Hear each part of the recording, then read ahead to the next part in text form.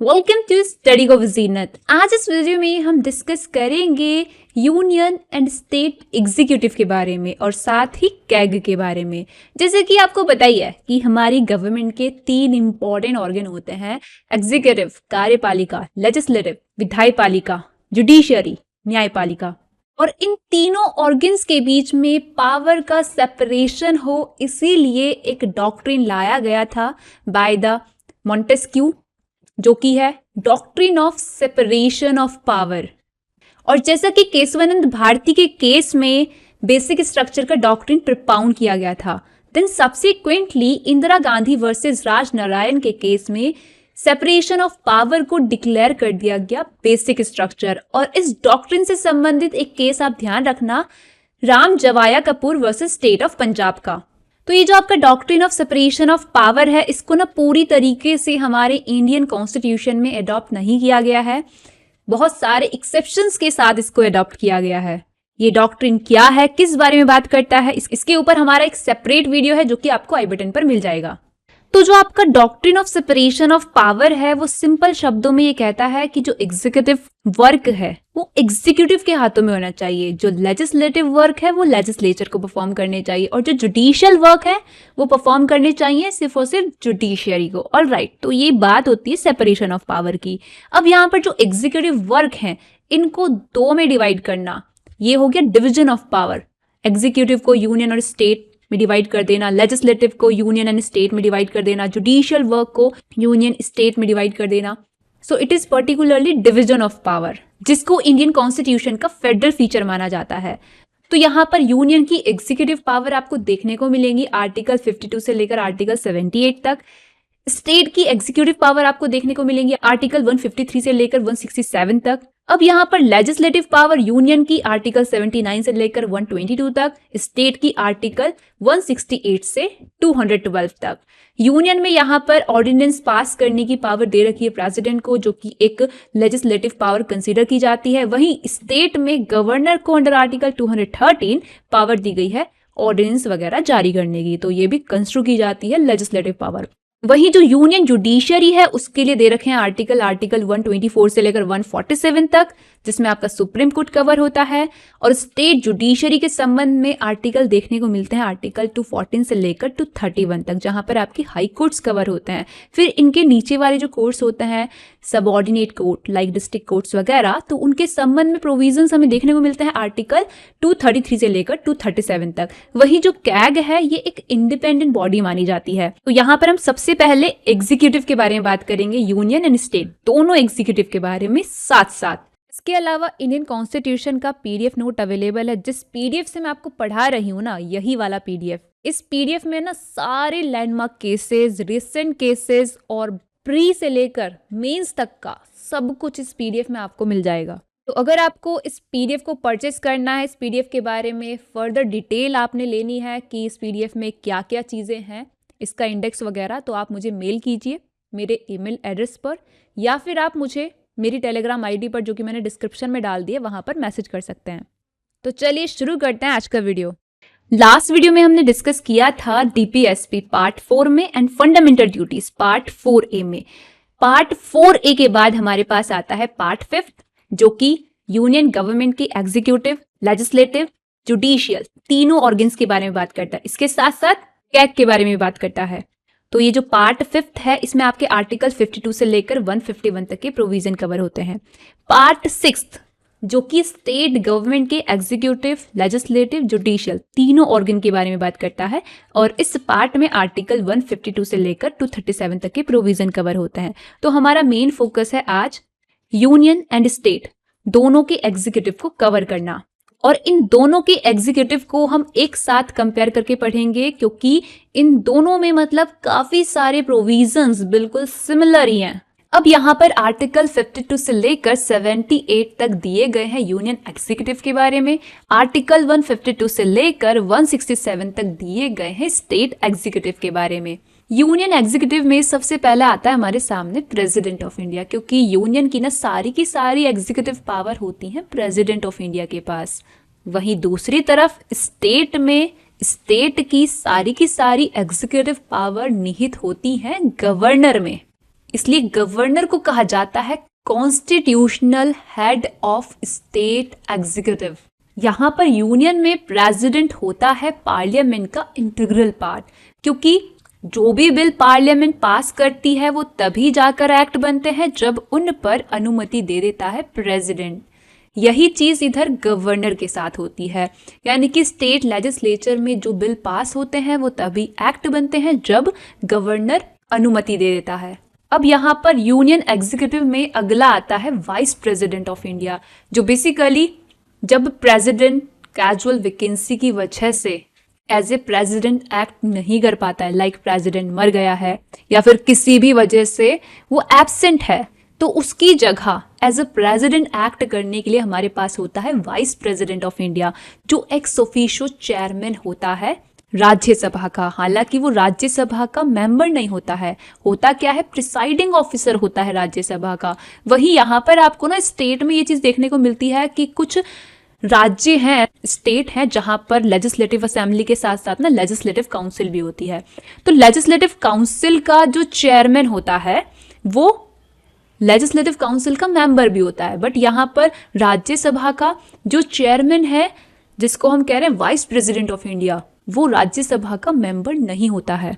Alright, वही यहाँ पर अगर ऐसा हो जाए कि गवर्नर की जो पोस्ट है वो खाली हो गई है, गवर्नर का टेन्यूर एक्सपायर होने से पहले कैजुअल वैकेंसी हो गई है उसकी पोस्ट पर, तो इस परिस्थिति में क्या किया जाता है, जैसे कि आर्टिकल 153 के प्रोवाइजो में हम ये चीज पढ़ते हैं कि एक पर्सन, एक से ज्यादा राज्यों का क्या हो सकता है, गवर्नर हो सकता है। तो जिस भी राज्य में ये चीज हुई है कि गवर्नर की पोस्ट पर कैजुअल वैकेंसी हो गई है, तो अब यहाँ पर उस राज्य के गवर्नर का एडिशनल चार्ज किसी भी राज्य के गवर्नर को दिया जा सकता है।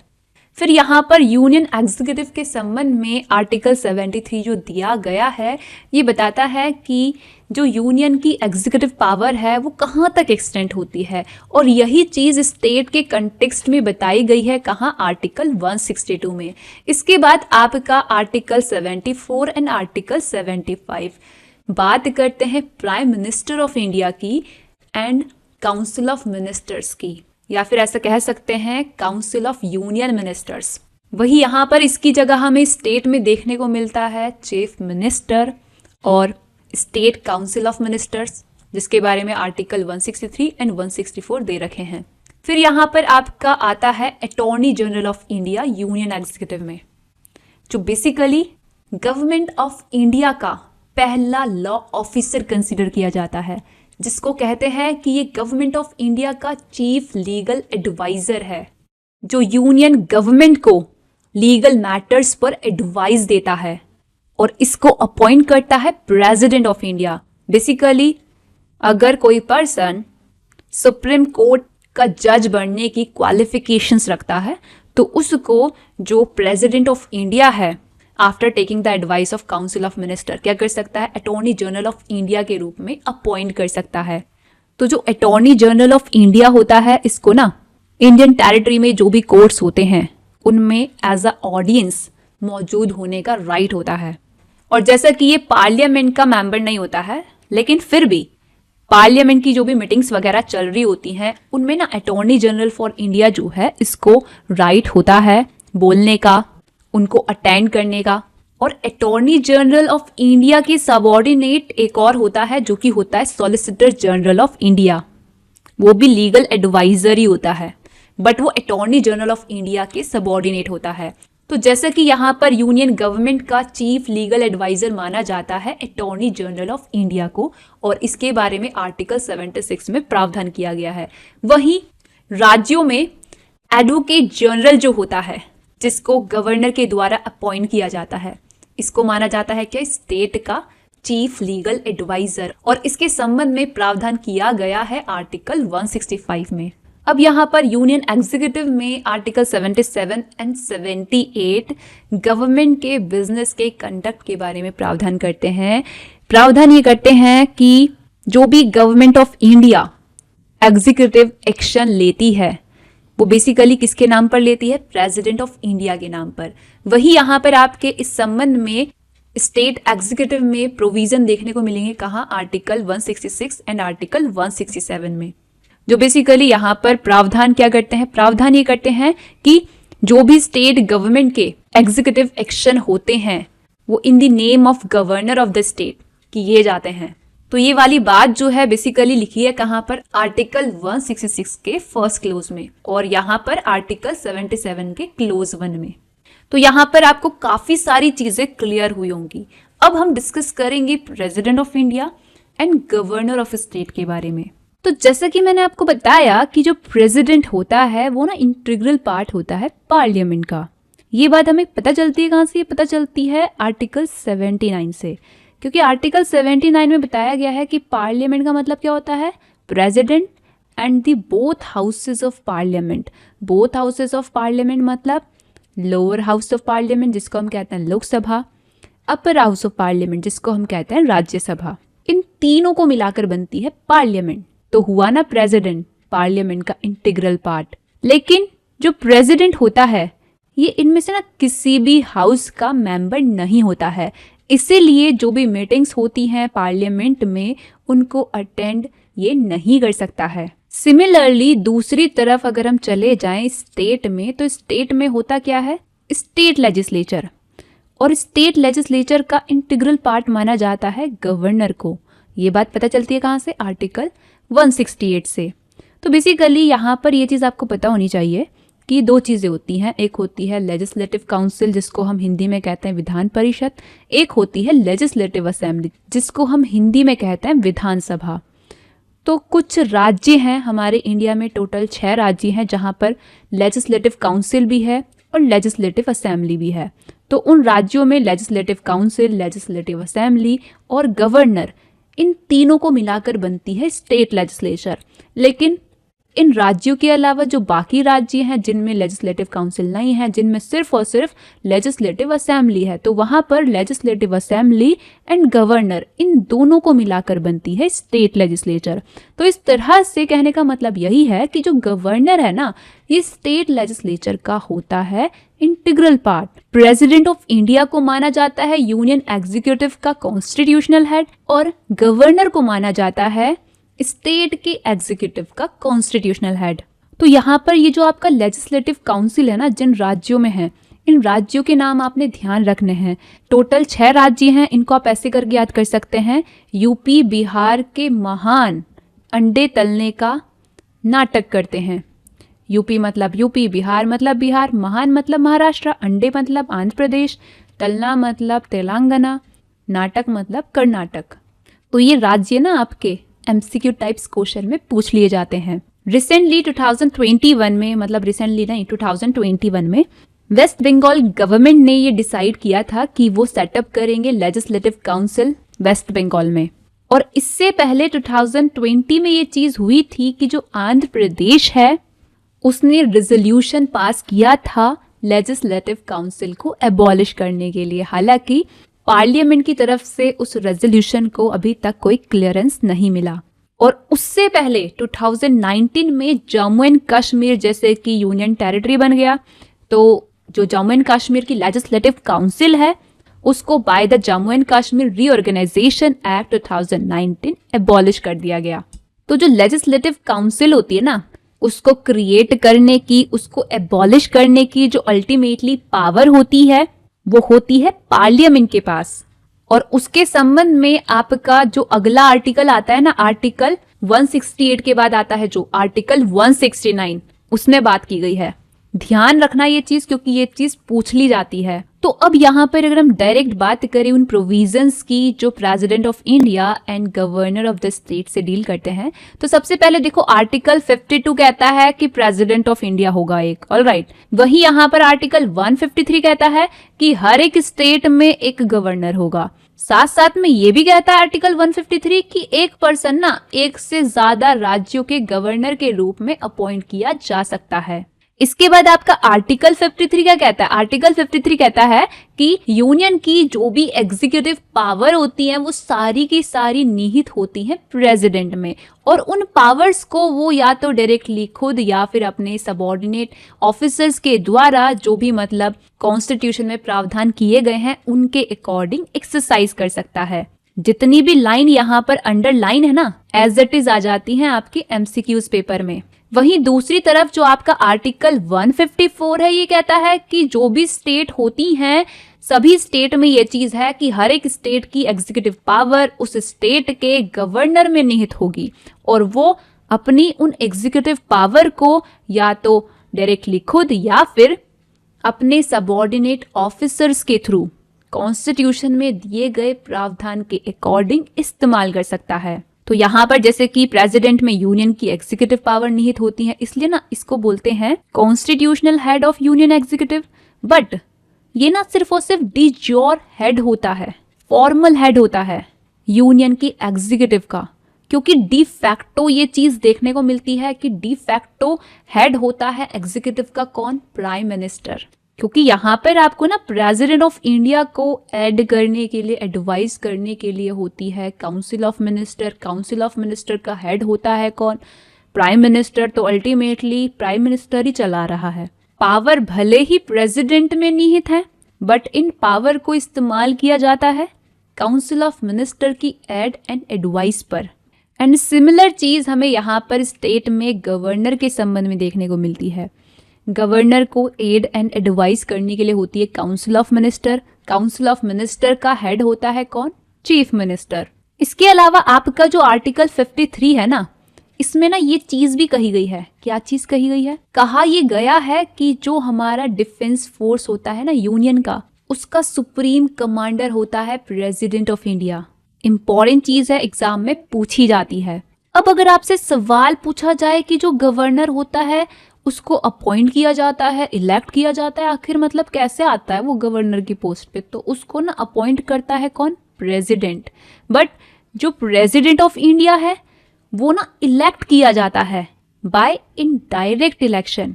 तो जो करते हैं प्रेसिडेंट ऑफ इंडिया को इलेक्ट, उनके बारे में बताया गया है आर्टिकल 54 में।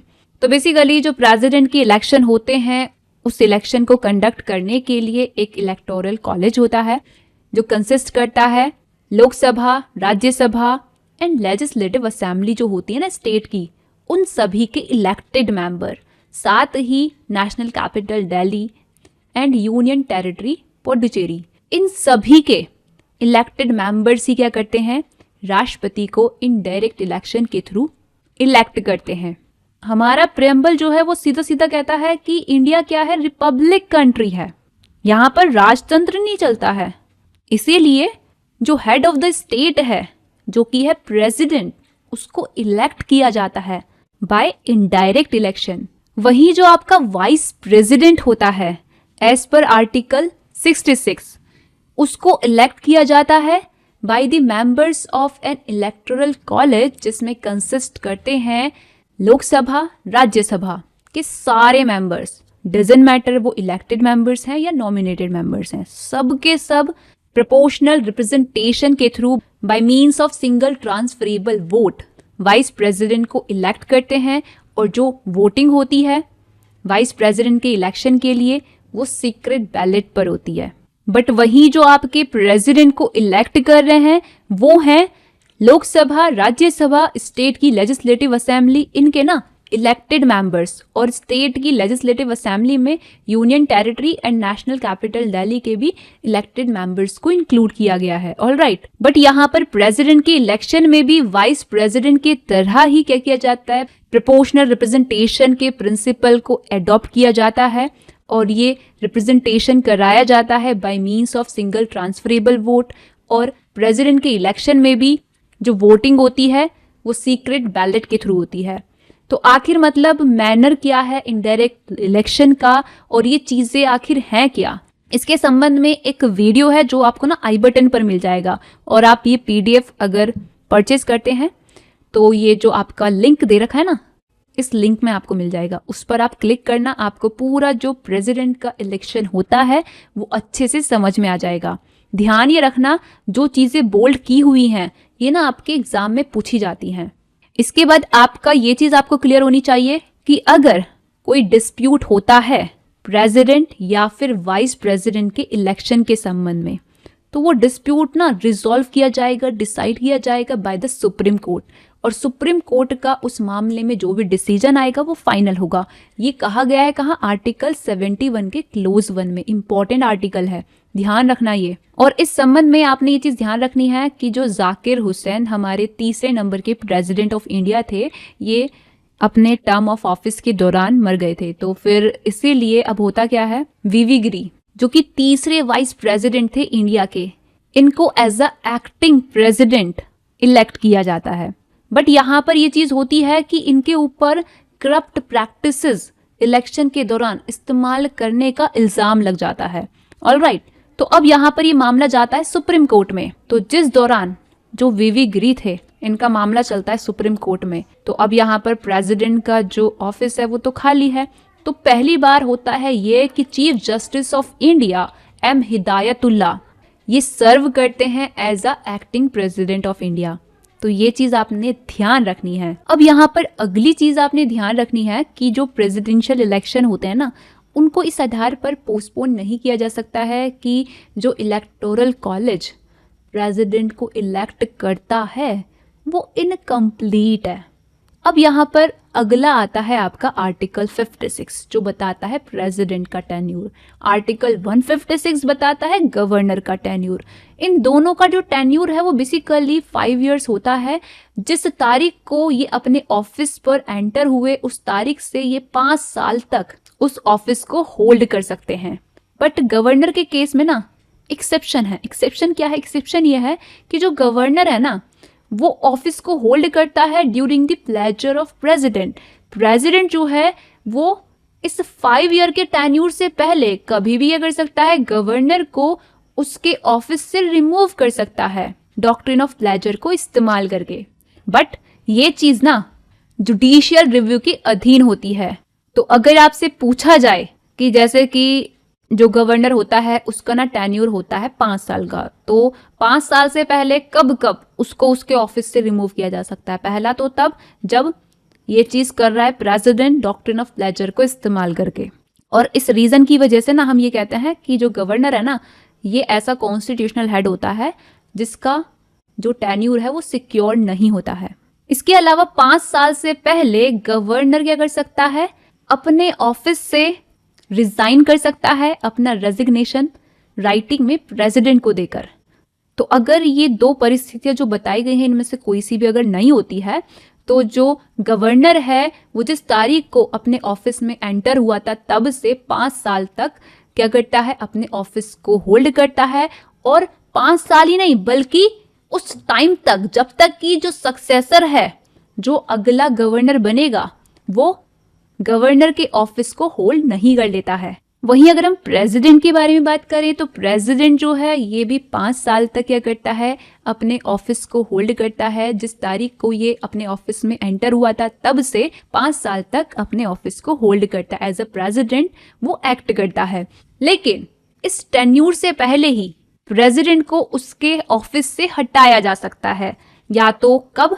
जब वो क्या कर रहा है? वाइस प्रेसिडेंट को प्रेसिडेंट के पद से हटने के लिए राइटिंग में इस्तीफा दे रहा है, या फिर तब जब बाय द पार्लियामेंट इम्पीचमेंट के थ्रू अंडर आर्टिकल 61 कॉन्स्टिट्यूशन का वायलेशन करने की वजह से प्रेसिडेंट को इम्पीच किया जा रहा है। तो तब भी 5 साल से पहले प्रेसिडेंट उसके पद से रिमूव हो सकता है। लेकिन अगर इन दोनों में से कोई सी भी चीज नहीं होती है, ना ही प्रेसिडेंट ने रिजाइन किया होता है और ना ही उसको इम्पीच किया गया होता है, तो तब जो प्रेसिडेंट है वो जिस तारीख को अपने ऑफिस में एंटर हुआ था उस तारीख से 5 साल तक अपने ऑफिस पे बना रहता है। और 5 साल एक्सपायर होने के बाद भी तब तक एज अ प्रेसिडेंट एक्ट करता है जब तक कि जो सक्सेसर प्रेसिडेंट है, जो नया प्रेसिडेंट है, वो एज अ प्रेसिडेंट के ऑफिस में एंटर नहीं हो जाता है। ध्यान ये रखना है कि जो प्रेसिडेंट है वो अपना रेजिग्नेशन देता है वाइस प्रेसिडेंट को, और जो वाइस प्रेसिडेंट है वो तुरंत ये चीज कम्युनिकेट करता है, बताता है लोकसभा के स्पीकर को। वहीं जो आपका गवर्नर है ये इस्तीफा देता है किसको? प्रेसिडेंट को। और इस्तीफा जो दिया जा रहा है ना यहाँ पे और यहाँ पे राइटिंग में दिया जाना चाहिए। ऑलराइट, अब यहाँ पर अगला आर्टिकल है आर्टिकल 57 जो कि एक इंपॉर्टेंट आर्टिकल है। जिन भी आर्टिकल के आगे ऐसे स्टार लगा हुआ है ना वो आर्टिकल हेडिंग वाइज पूछे जाते हैं। तो यहाँ पर आर्टिकल 57 बेसिकली प्रेसिडेंट के री इलेक्शन की एलिजिबिलिटी बताता है। ये कहता है कि अगर मान लो मैं ना प्रेसिडेंट के ऑफिस को होल्ड किए हुए हूँ, तो अब अगली बार जब प्रेसिडेंट के ऑफिस के लिए इलेक्शन होंगे तो मैं उसके लिए एलिजिबल होंगी, या फिर मैं ना as a president of India office hold कर चुकी हूँ, मतलब मैं पहले प्रेसिडेंट रही थी, तो ना मैं दोबारा से एलिजिबल रहूंगी प्रेसिडेंट के इलेक्शन के लिए। आप देख सकते हैं डॉक्टर राजेंद्र प्रसाद को, जो कि हमारे इंडिया के पहले प्रेसिडेंट थे और लगातार 3 बार वो हमारे इंडिया के प्रेसिडेंट रहे। अब अगर आपसे सवाल पूछा जाए कि कौन प्रेसिडेंट के रूप में इलेक्ट हो सकता है, क्या क्वालिफिकेशंस है इस चीज के लिए, तो क्वालिफिकेशंस बताई गई हैं आर्टिकल 58 में। वहीं अगर पूछा जाए कि गवर्नर के रूप में कौन व्यक्ति अपॉइंट हो सकता है, तो इस चीज के बारे में क्वालिफिकेशंस बता रखी है आर्टिकल 157 में। तो इन दोनों पोस्ट के लिए ना 3 क्वालिफिकेशन सेम है। पहली क्या कि जो भी व्यक्ति प्रेसिडेंट बनना चाह रहा है या फिर गवर्नर बनना चाह रहा है, तो उसको होना चाहिए क्या कि वो इंडिया का सिटीजन हो, उसकी जो एज है 35 ईयर्स हो, 35 ईयर्स से कम ना हो। तीसरी चीज ये कि वो ना कोई भी प्रॉफिट ऑफ ऑफिस होल्ड ना करता हो। और अगर कोई पर्सन प्रेसिडेंट है, वाइस प्रेसिडेंट है, गवर्नर है, यूनियन या स्टेट का मिनिस्टर है, तो उसको हम ये नहीं कहेंगे कि उसने ना ऑफिस ऑफ प्रॉफिट होल्ड किया हुआ है। इस चीज को हम ऑफिस ऑफ प्रॉफिट कंसीडर नहीं करेंगे। ऑलराइट, तो ये 3 क्वालिफिकेशन एक पर्सन के अंदर होनी चाहिए प्रेसिडेंट के रूप में इलेक्ट होने के लिए और गवर्नर के रूप में अपॉइंट होने के लिए। बट यहाँ पर प्रेसिडेंट के रूप में इलेक्ट होने के लिए एक इंपॉर्टेंट चीज और होनी चाहिए, क्या, वो ये कि जो भी व्यक्ति एज अ प्रेसिडेंट इलेक्ट होना चाहता है वो लोकसभा के मेंबर के लिए इलेक्ट होने की क्वालिफिकेशंस रखता हो। मोस्ट इंपॉर्टेंट पॉइंट है ये आपने ध्यान रखना है।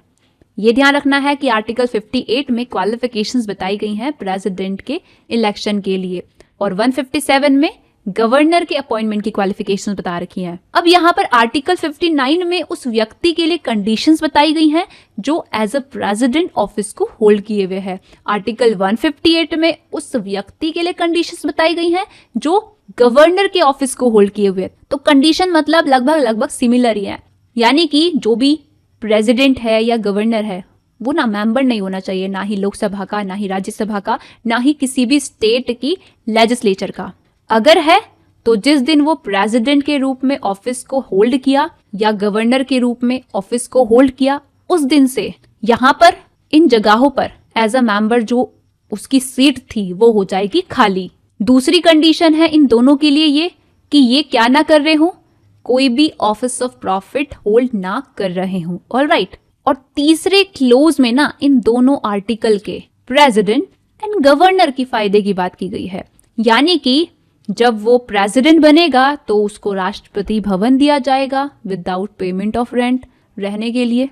सिमिलरली जो गवर्नर बनेगा उसको राजभवन दिया जाएगा विदाउट पेमेंट ऑफ रेंट रहने के लिए। और इनको ना वो अमूल्यमेंट्स, अलाउंसेस, प्रिविलेजेस वगैरह दिए जाएंगे जो पार्लियामेंट ने डिटरमिन किए हैं बाय पासिंग द लॉ। अगर डिटरमिन नहीं किए हैं तो जैसा कि 2nd शेड्यूल में बताया गया है उसके अकॉर्डिंग। चौथे क्लोज में ये चीज कही गई है कि जो पार्लियामेंट है वो इनके एमोल्यमेंट्स, अलाउंसेस को इनके टेन्यूर के दौरान डिमिनिश नहीं कर सकती है। आर्टिकल 158 में ना आपका एक क्लोज ऐड किया गया था, क्लोज 3A, जो कि ये कहता है कि अगर एक ही पर्सन एक से ज्यादा राज्यों का क्या है, गवर्नर है, तो उसके जो भी एमोल्यमेंट्स, अलाउंसेस वगैरह होंगे वो उस प्रोपोर्शन में होंगे जैसा कि प्रेसिडेंट डिटरमिन करेगा बाय द ऑर्डर। ऑलराइट, ऐसा जितना इंपॉर्टेंट नहीं है, बस ऊपर ऊपर से ध्यान रखो। अब यहाँ पर आर्टिकल 60 बात करता है प्रेसिडेंट की ओथ और एफर्मेशन की।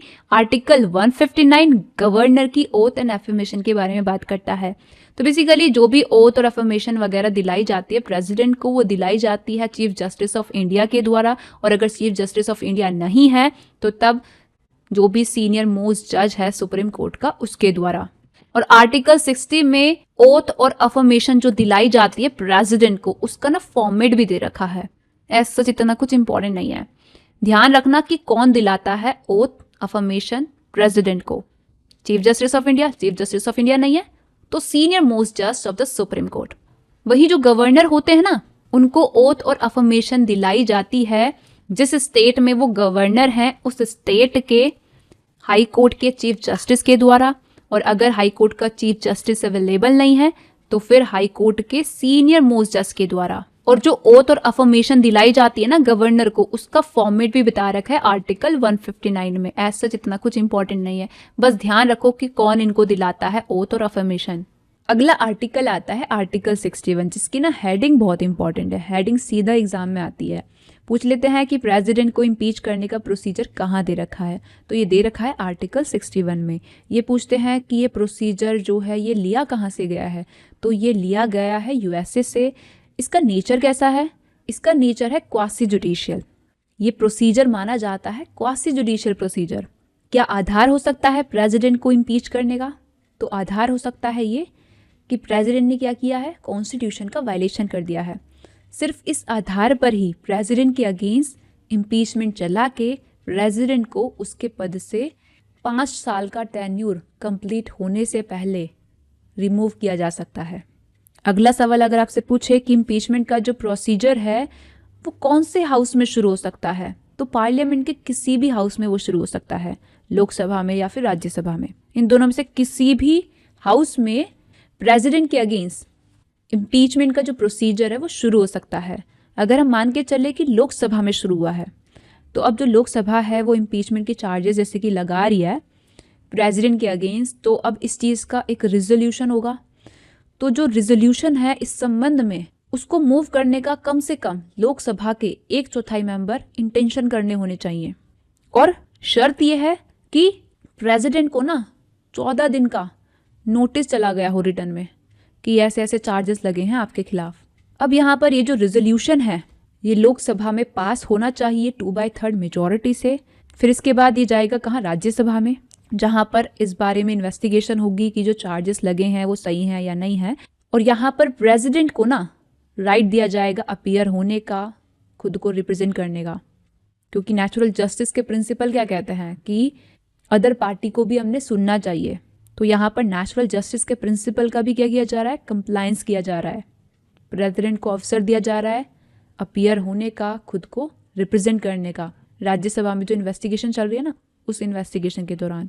अब यहाँ पर अगर रिजल्ट ये निकलता है कि जो चार्जेस लगे हैं वो सही हैं, राज्यसभा एग्री हो जाते इस चीज़ पर कि जो चार्जेस लगे हैं प्रेसिडेंट के खिलाफ वो सही हैं, तो अब यहाँ पर राज्यसभा उस रिजोल्यूशन को 2/3 मेजॉरिटी से पास कर देगी और प्रेसिडेंट इस तरह से इम्पीचमेंट के प्रोसेस के थ्रू माना जाएगा कि वो उसके ऑफिस से हो चुका है क्या, रिमूव।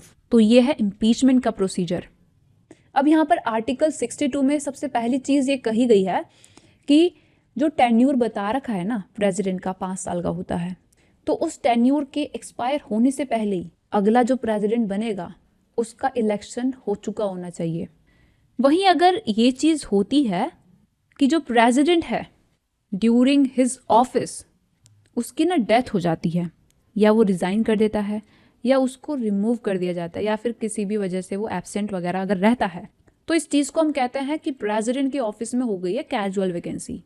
तो अब यहाँ पर इस दौरान प्रेसिडेंट के ऑफिस को कौन होल्ड करेगा, तो इसका आंसर है वाइस प्रेसिडेंट। और अगर वाइस प्रेसिडेंट नहीं है तो तब चीफ जस्टिस ऑफ इंडिया। अगर चीफ जस्टिस ऑफ इंडिया भी नहीं है तो तब सीनियर मोस्ट जज ऑफ सुप्रीम कोर्ट। और ये तब तक प्रेसिडेंट के ऑफिस को होल्ड करेंगे, एज अ प्रेसिडेंट एक्ट करेंगे जब तक कि नया प्रेसिडेंट इलेक्ट नहीं हो जाता है। और नए प्रेसिडेंट को इलेक्ट करने के लिए ये चीज़ है कि जितना जल्दी हो सके उतना जल्दी इलेक्शन कराए जाएं ताकि जो कैजुअल वैकेंसी है वो फिल हो सके। इसीलिए यहाँ पर ये टर्म आपने ध्यान रखनी है कि जिस दिन कैजुअल वैकेंसी हुई है उस दिन से 6 महीने के अंदर नए प्रेसिडेंट को इलेक्ट कर लिया गया होना चाहिए। ये टाइम पीरियड ध्यान रखना है। और अब जो नया प्रेसिडेंट इलेक्ट होगा subject to the provision of article 56, जिस तारीख को वो अपने ऑफिस में एंटर हुआ एज अ प्रेसिडेंट, तब से 5 साल के फुल टेन्यूर तक प्रेसिडेंट के ऑफिस को होल्ड करने के लिए एंटाइटल होगा। अब यहाँ पर आपका ये चीज़ तो आपको क्लियर है कि जो प्रेसिडेंट है, अगर ड्यूरिंग हिज टेन्यूर वो मर जाता है या उसके पद से by the process of impeachment remove कर दिया जाता है, या फिर वो अपना रेजिग्नेशन राइटिंग में वाइस प्रेसिडेंट को दे देता है, तो इन परिस्थितियों में अब जो कैजुअल वैकेंसी है उसको फिल कौन करेगा? ये चीज़ आपको क्लियर है कि वाइस प्रेसिडेंट फिल करेगा। वाइस प्रेसिडेंट नहीं है तो चीफ जस्टिस ऑफ इंडिया, अगर चीफ जस्टिस ऑफ इंडिया नहीं है तो तब सीनियर मोस्ट जज ऑफ सुप्रीम कोर्ट। क्लियर है ये चीज़? वहीं अगर जो परिस्थिति मैंने बताई उसके अलावा कोई और ही परिस्थिति है, कोई और ही कंटीजेंसी है, कोई और ही एक्स्ट्रा ऑर्डिनरी सर्कमस्टांसेस है जिसकी वजह से जो प्रेसिडेंट है वो अपने फंक्शन को परफॉर्म नहीं कर सकता है, तो अब प्रेसिडेंट के फंक्शन को कौन परफॉर्म करे? इस चीज़ के संबंध में जो पार्लियामेंट है वो प्रोविजंस बना सकती है। पार्लियामेंट को इस चीज़ के संबंध में प्रोविजन बनाने के लिए यहाँ पर आर्टिकल 70 में एम्पावर किया गया है। वहीं यहाँ पर आर्टिकल 160 में प्रेसिडेंट को एम्पावर किया गया है।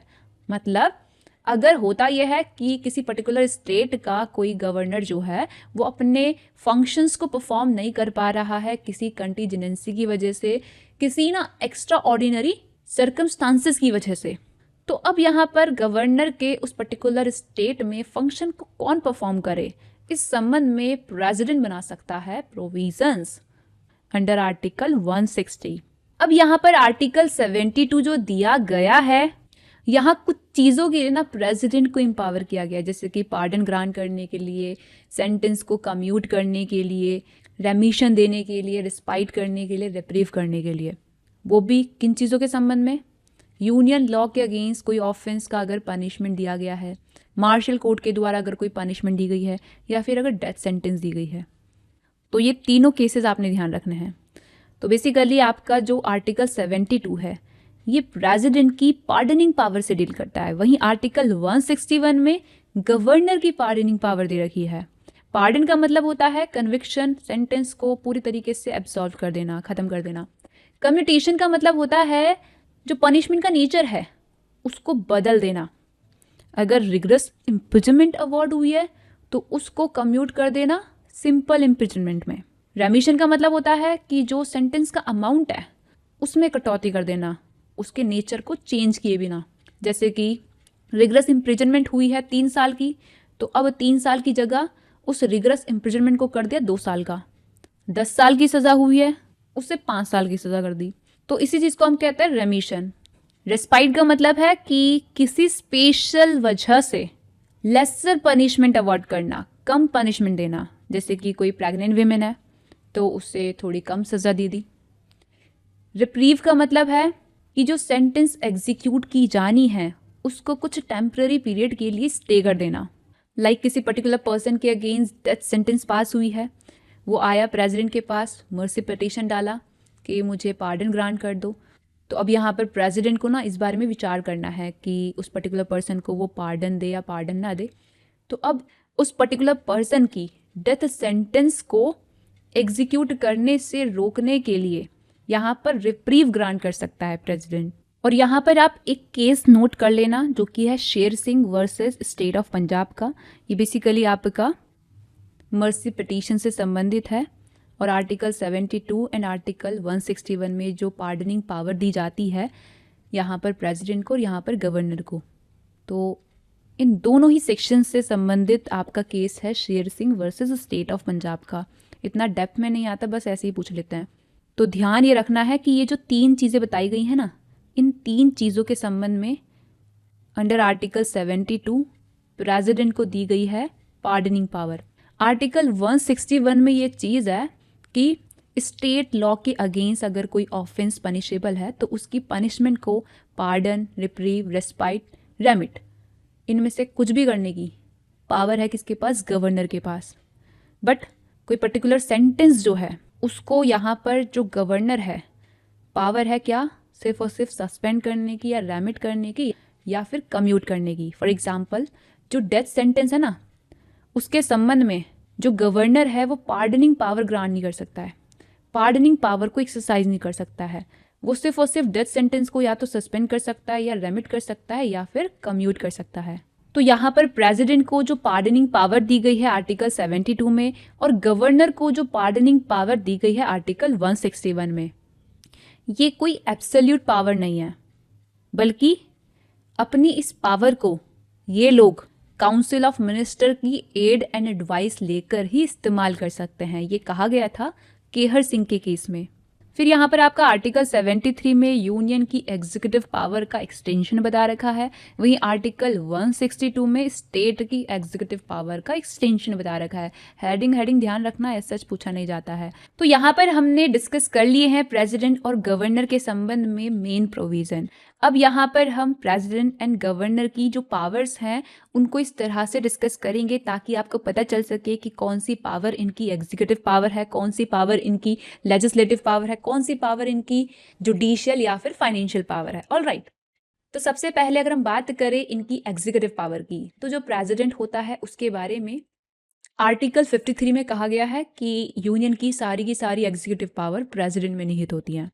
वहीं दूसरी तरफ आर्टिकल 154 आपको देखने को मिलेगा जिसमें कहा गया है ये कि स्टेट की जो सारी एग्जीक्यूटिव पावर होती हैं वो निहित होती हैं स्टेट के गवर्नर में।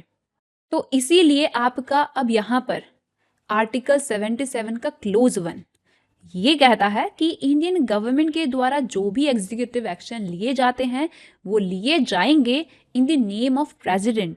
वहीं अंडर आर्टिकल 166 क्लोज 1 ये चीज़ है कि स्टेट गवर्नमेंट जो भी एग्जीक्यूटिव एक्शन लेगी वो लिए जाएंगे in the name of governor. Article 77 के तहत प्रेसिडेंट यूनियन गवर्नमेंट के लिए, आर्टिकल 166 में गवर्नर स्टेट गवर्नमेंट के लिए। बिजनेस ट्रांजैक्शन को मोर कन्वीनियंट बनाने के संबंध में रूल बनाने के लिए इम्पावर किया गया है। दूसरी चीज ये है कि आर्टिकल 75 के क्लोज 1 में प्रेसिडेंट को प्राइम मिनिस्टर अपॉइंट करने के लिए इम्पावर किया गया है।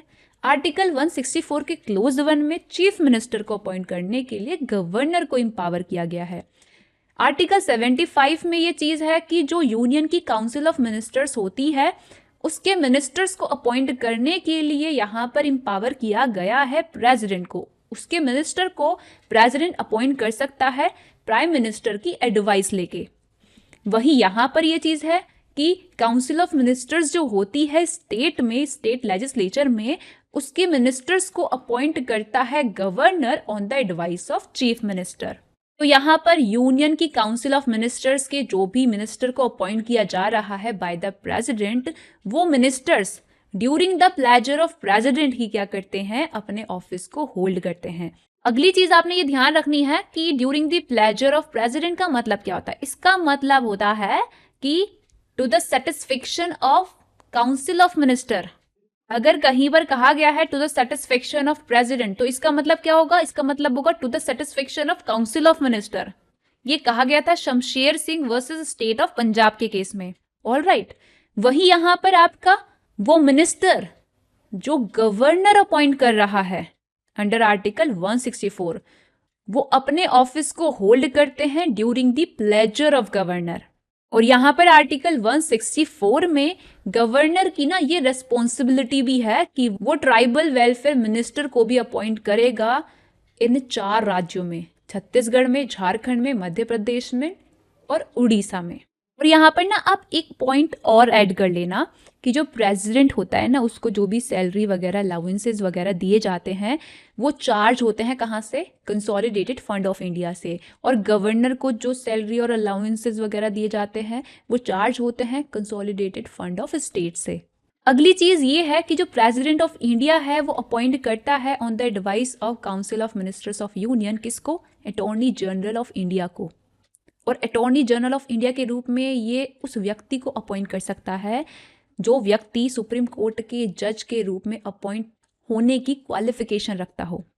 तो यहाँ पर अटॉर्नी जनरल ऑफ इंडिया को अपॉइंट किया जा रहा है by the president on the advice of union council of minister. और साथ ही जो प्रेसिडेंट है वो अटॉर्नी जनरल ऑफ इंडिया के रेम्यूनरेशन को भी डिटरमिन करता है कि कितना वेतन दिया जाएगा, ये भी डिटरमिन करता है कौन, प्रेसिडेंट। और यहाँ पर आपने ये चीज़ ध्यान रखनी है कि MC स्टिलवर्थ जो थे ये longest serving attorney general of India थे। पहले अटॉर्नी जनरल ऑफ इंडिया भी थे और longest serving attorney general of India थे। अब प्रेजेंटली R वेंकट रमणी इंडिया के 16वें अटॉर्नी जनरल ऑफ इंडिया बने हैं। वहीं दूसरी तरफ जो एडवोकेट जनरल होता है ना स्टेट में, उसको अपॉइंट करता है governor on the advice of council of ministers of state.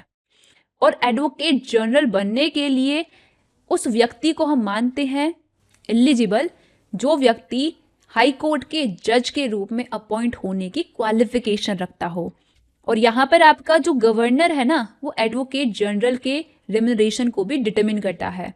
और जो एडवोकेट जनरल होता है ये चीफ लीगल एडवाइजर माना जाता है स्टेट का, राज्य का।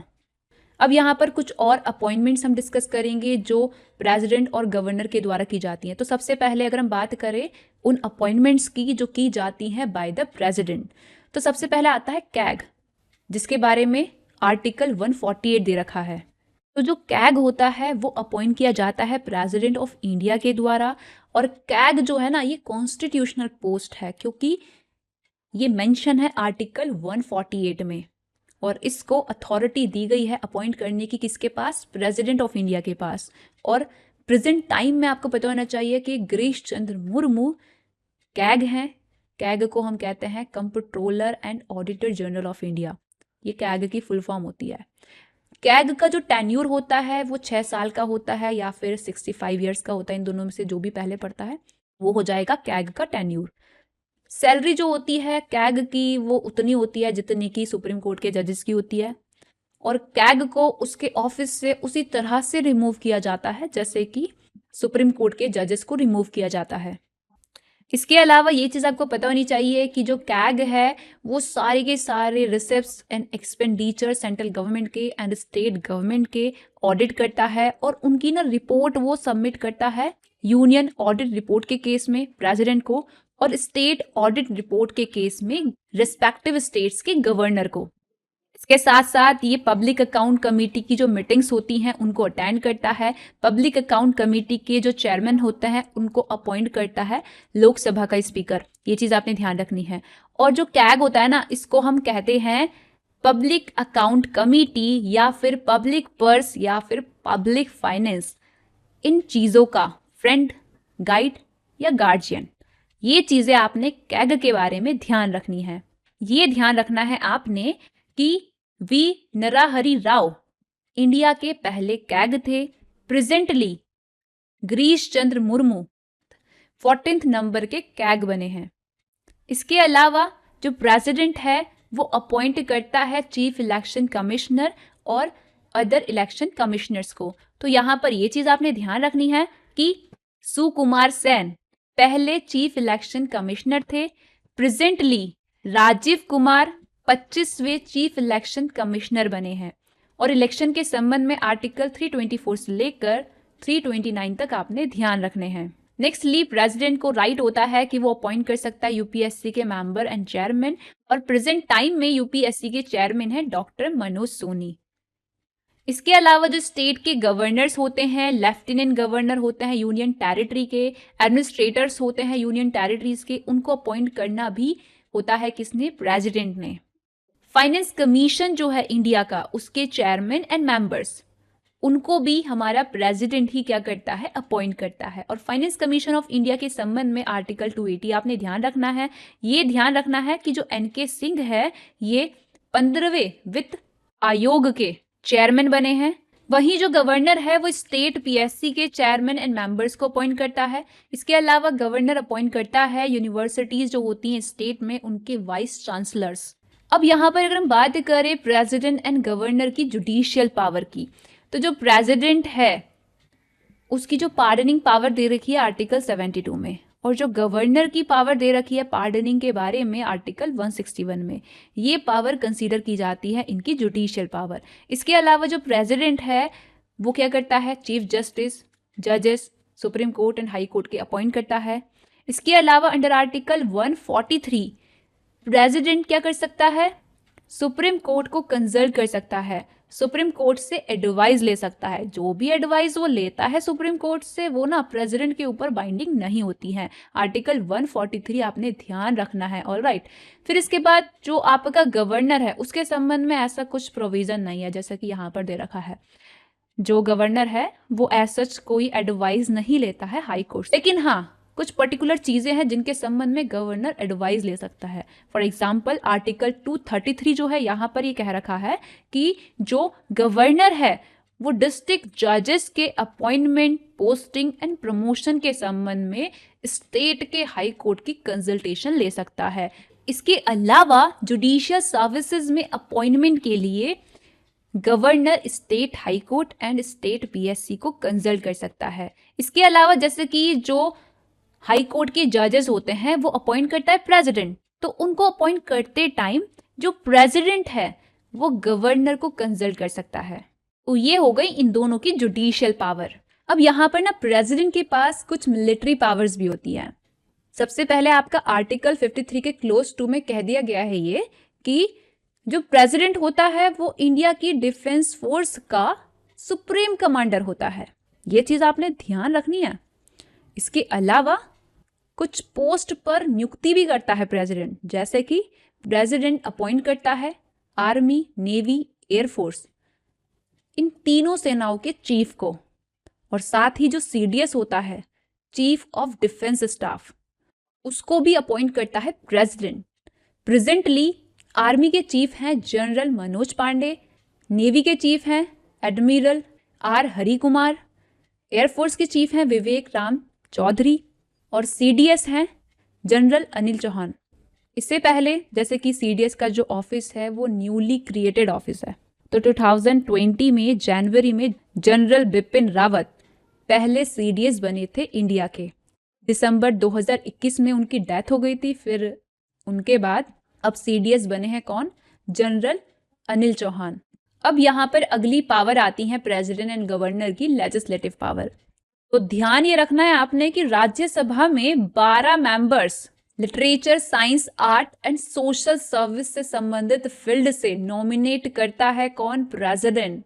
वहीं दूसरी तरफ लेजिस्लेटिव काउंसिल जो होती है स्टेट की, विधान परिषद जो होती है, उसमें टोटल मेंबर में से 1/6 मेंबर नॉमिनेट किए जाते हैं bye the governor from the field of literature, science, art, cooperative movement and social service.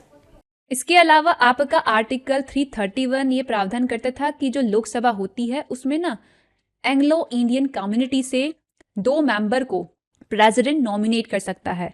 वही दूसरी तरफ आर्टिकल 333 जो है ये प्रावधान करता था कि जो लेजिस्लेटिव असेंबली होती है उसमें ना 1 मेंबर नॉमिनेट कर सकता है एंग्लो इंडियन कम्युनिटी से गवर्नर।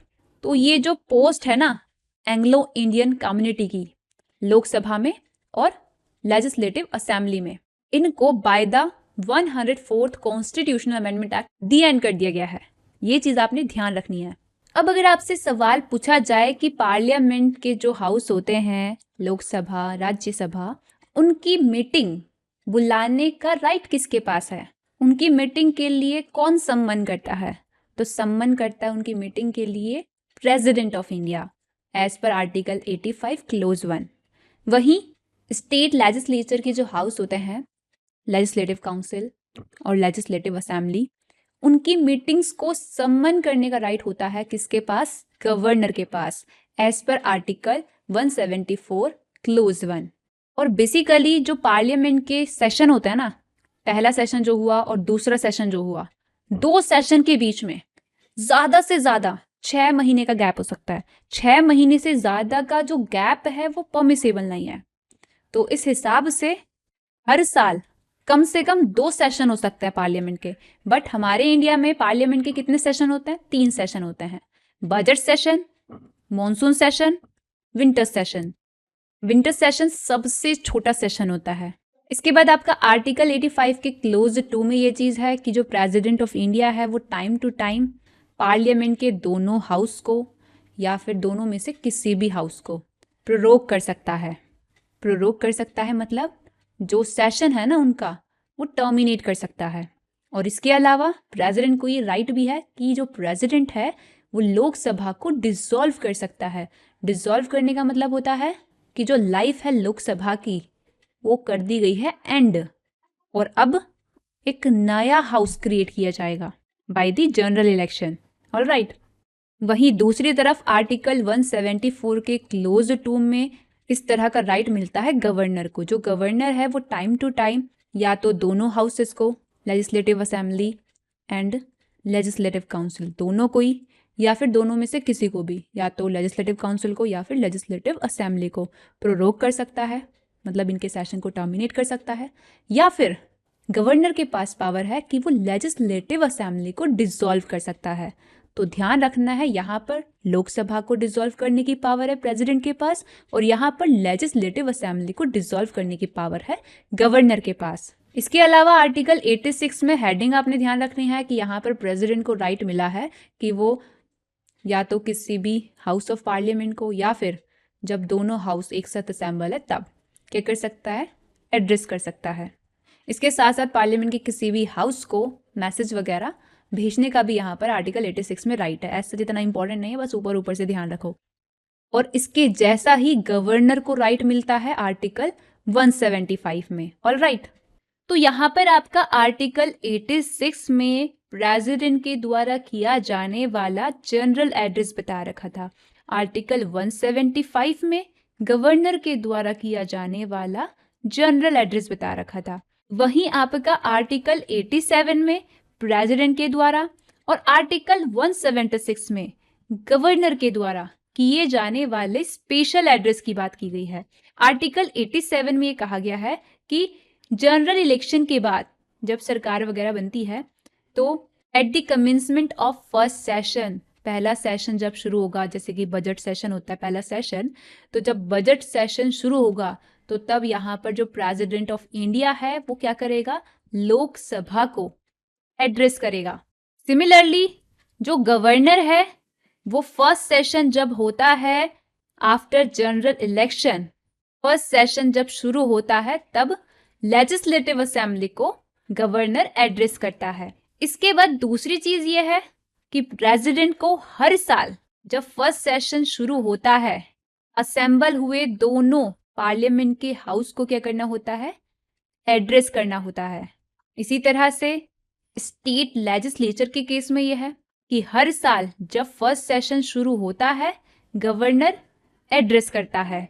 अब यहाँ पर आर्टिकल 108 में आपने ये चीज ध्यान रखनी है कि प्रेसिडेंट के पास पार्लियामेंट के दोनों हाउस की जॉइंट सिटिंग बुलाने की अथॉरिटी होती है इन केस ऑफ डेडलॉक, यानी कि अगर लोकसभा एंड राज्यसभा ये दोनों ही किसी बिल के संबंध में डिफर हैं, मतभेद रखते हैं, किसी ऐसे बिल के संबंध में जो ना तो मनी बिल है और ना ही फाइनेंशियल बिल है, तो अब ये जो मतभेद है, जो डेडलॉक है इन दोनों के बीच में, इसको रिजॉल्व करने के लिए प्रेसिडेंट इन दोनों हाउसेस का जॉइंट सिटिंग बुला सकता है, और जो जॉइंट सिटिंग बुलाई जाएगी बाय द प्रेसिडेंट उसकी अध्यक्षता करेगा कौन, लोकसभा का स्पीकर। अब यहाँ पर आर्टिकल 103 में मेंबर ऑफ पार्लियामेंट के डिस्क्वालिफिकेशन से संबंधित क्वेश्चन को डिसाइड करने की पावर दे रखी है प्रेसिडेंट को, और अपने इस पावर को प्रेसिडेंट एक्सरसाइज कर सकता है इलेक्शन कमीशन ऑफ इंडिया को कंसल्ट करके। सिमिलरली गवर्नर के बारे में भी ये चीज है। अंडर आर्टिकल 192 गवर्नर को एम्पावर किया गया है कि अगर स्टेट लेजिस्लेचर के मेंबर के डिस्क्वालिफिकेशन के संबंध में सवाल आता है तो उसको डिसाइड कौन करेगा, उसको डिसाइड करेगा गवर्नर, और उसको डिसाइड करने के लिए गवर्नर कंसल्ट कर सकता है इलेक्शन कमीशन को। इसके अलावा जो भी बिल पार्लियामेंट के द्वारा पास किए जाते हैं वो तब बनते हैं लॉ, तब बनते हैं एक्ट जब उन पर प्रेसिडेंट असेंट दे देता है। सिमिलरली स्टेट लेजिस्लेचर जो बिल पास करती है वो तब बनते हैं एक्ट जब गवर्नर उन पर अपनी असेंट दे देता है।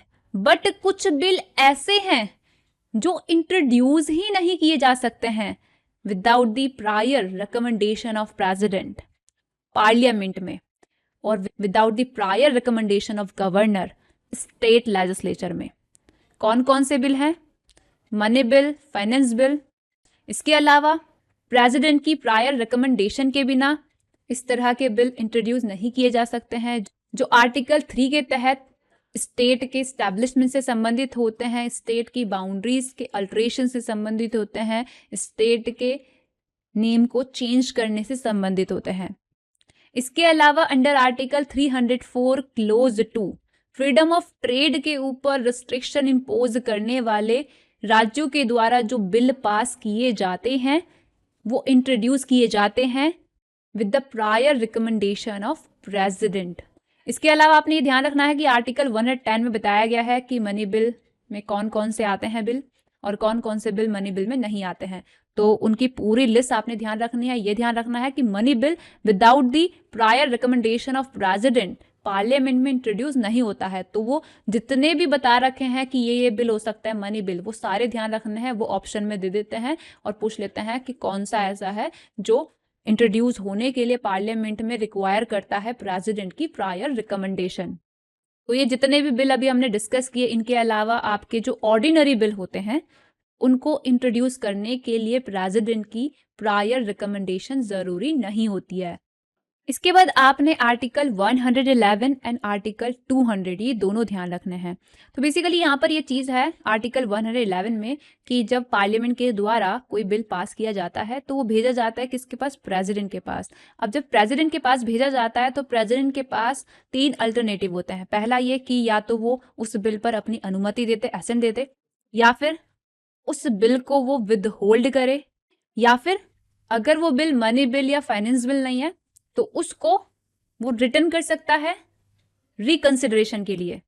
सिमिलरली आर्टिकल 200 में ये चीज़ है कि जो स्टेट लेजिस्लेचर के द्वारा पास किए जाते हैं बिल वो भेजे जाते हैं गवर्नर के पास अनुमति के लिए। तो अब जब भेजे जाते हैं गवर्नर के पास तो गवर्नर के पास यहाँ पर 4 अल्टरनेटिव होते हैं। पहला ये, या तो वो बिल पर अपनी अनुमति दे दे, या फिर अनुमति के लिए वो उसको होल्ड करके रख सकता है, या फिर उस बिल को, अगर वो बिल मनी बिल नहीं है, फाइनेंस बिल नहीं है, तो उस बिल को वो रिटर्न कर सकता है स्टेट लेजिस्लेटर को रिकंसिडर करने के लिए।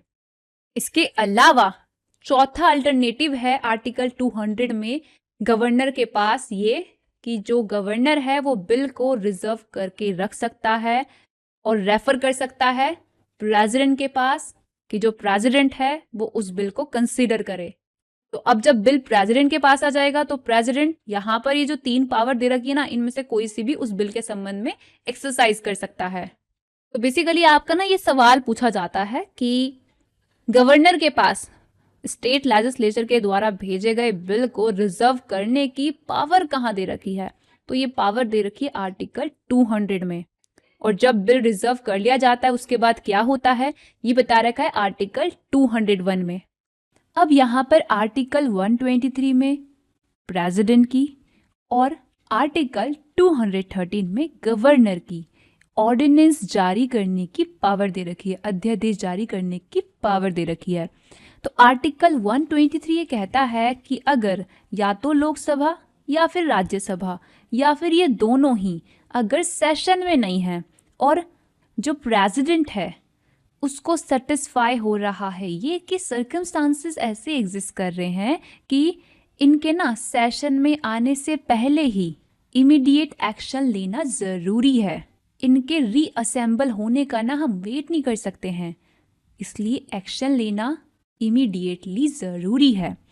तो जो प्रेसिडेंट है वो जारी कर सकता है ऐसी परिस्थिति में अध्यादेश।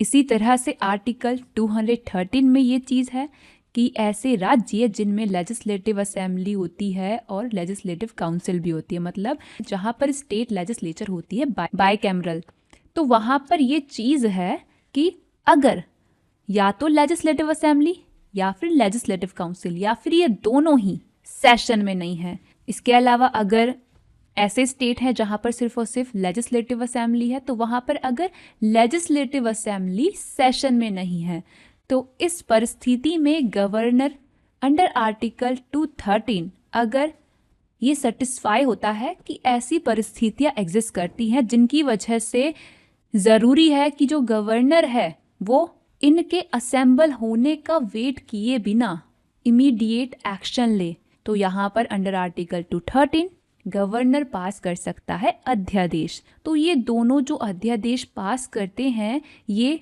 अध्यादेश प्रेसिडेंट के केस में इनके सेशन में आने के बाद और गवर्नर के केस में इनके सेशन में आने के बाद, मतलब रीअसेंबल होने के बाद 6 हफ्तों तक और सरवाइव कर सकता है। 6 हफ्तों के बाद वो अपने आप ही ऑपरेट करना सीज कर जाएगा। वो बात अलग है कि लेजिस्लेचर ने ऑर्डिनेंस को अप्रूवल दे दिया है by passing the resolution and all. इसके अलावा 6 हफ्ते से पहले भी क्या किया जा सकता है, ये जो ऑर्डिनेंस पास हुआ है इसको by the passing of resolution disapprove किया जा सकता है। तो जो भी मतलब ऑर्डिनेंस पास करने की पावर दे रखी है आर्टिकल 123 में प्रेसिडेंट को और आर्टिकल 213 में गवर्नर को, ये पावर जुडिशियल रिव्यू की जो पावर होती है ना सुप्रीम कोर्ट की एंड हाई कोर्ट की, उसके अधीन है। मतलब जो भी एक्ट लेजिस्लेचर के द्वारा पास किए जाते हैं, जिन प्रोविजन के अधीन होते हैं वो एक्ट, उन प्रोविजन के अधीन होता है ऑर्डिनेंस भी। अब यहाँ पर कॉन्स्टिट्यूशनल इम्यूनिटी की अगर हम बात करें जो प्रेसिडेंट और गवर्नर को दे रखी है अंडर आर्टिकल 361, तो यहाँ पर ना बेसिकली ये चीज़ है कि इनको ड्यूरिंग देयर ऑफिस इन्होंने जो भी किया है उसके लिए पर्सनली ये ना किसी भी कोर्ट में आंसरेबल नहीं होंगे। बट इसका मतलब ये नहीं है कि इन्होंने जो भी कांड किए हैं ड्यूरिंग देयर ऑफिस उसको चेक नहीं किया जा सकता, उसको चेक किया जा सकता है। आर्टिकल 61 में जो चार्ज लगाया जाता है कि पर्टिकुलर प्रेसिडेंट ने ड्यूरिंग हिज ऑफिस कॉन्स्टिट्यूशन का वायलेशन कर दिया है, तो इस चार्ज का इन्वेस्टिगेशन करने के लिए ये चीज़ चेक की जा सकती है। नेक्स्टली, जब ये अपने ऑफिस के दौरान एज ए प्रेसिडेंट एक्ट कर रहे होते हैं तो तब मतलब ड्यूरिंग दियर टेन्यूर इनके अगेंस्ट कोई भी क्रिमिनल प्रोसीडिंग ना तो स्टार्ट की जा सकती है और ना ही कंटिन्यू की जा सकती है। और इनके अगेंस्ट इनकी पर्सनल कैपेसिटी में कोई भी चीज़ अगर इन्होंने की है, उसके संबंध में अगर इनके अगेंस्ट सिविल प्रोसीडिंग फाइल करनी है तो उसके लिए चाहिए होता है क्या, प्रायर नोटिस ऑफ 2 months, जिसके संबंध में सीपीसी में आपका सेक्शन 80 आपको देखने को मिलता है। इसके अलावा प्रेसिडेंट और गवर्नर इनके अगेंस्ट अरेस्ट वारंट इशू नहीं किया जा सकता है। तो ये कुछ कॉन्स्टिट्यूशनल इम्यूनिटी दे रखी हैं प्रेसिडेंट को एंड गवर्नर को अंडर आर्टिकल 361। अब यहाँ पर हम डिस्कस करेंगे इम्पॉर्टेंट प्रेसिडेंट के टेन्यूर्स। तो सबसे पहले जब हमारा इंडिया आज़ाद होता है तो डॉक्टर राजेंद्र प्रसाद बनते हैं हमारे इंडिया के प्रेसिडेंट और लगातार 3 बार एज अ प्रेसिडेंट वो ऑफिस को होल्ड करते हैं। इनके बाद सेकंड प्रेसिडेंट बनते हैं एस राधाकृष्णन, जो कि फर्स्ट वाइस प्रेसिडेंट रह चुके थे इंडिया के। इसके साथ साथ ये यूएसएसआर के एम्बेसडर भी रह चुके थे। इनको ना philosopher king, philosopher ruler in नामों से जाना जाता है। फिर एस राधाकृष्णन के बाद जो हमारे दूसरे वाइस प्रेसिडेंट बने थे जाकिर हुसैन, वो बनते हैं इंडिया के तीसरे प्रेसिडेंट और ड्यूरिंग हिज टेन्यूर इनकी हो जाती है डेथ। अब एज अ एक्टिंग प्रेसिडेंट वीवी गिरी, जो कि वाइस प्रेसिडेंट बने थे तीसरे हमारे इंडिया के, इनको प्रेसिडेंट ऑफ इंडिया का चार्ज दिया जाता है। तो इनके इलेक्शन को लेकर ना डिस्प्यूट चल जाता है कि इन्होंने ना अपने इलेक्शन में करप्ट प्रैक्टिसेस वगैरह यूज़ की थी। तो अब हमारे इंडिया के प्रेसिडेंट का जो पद है वो हो गया है खाली। उस वैकेंसी को फिल करने के लिए पहली बार होता है ये कि सुप्रीम कोर्ट के chief justice of India M Hidayatullah 1969 में एक्टिंग प्रेसिडेंट ऑफ इंडिया के रूप में चुने जाते हैं। फिर वीवी गिरी का जो इलेक्शन था वो सुप्रीम कोर्ट के द्वारा अपहेल्ड कर दिया जाता है। तो अब वापस जो वीवी गिरी हैं वो प्रेसिडेंट के ऑफिस को होल्ड कर लेते हैं।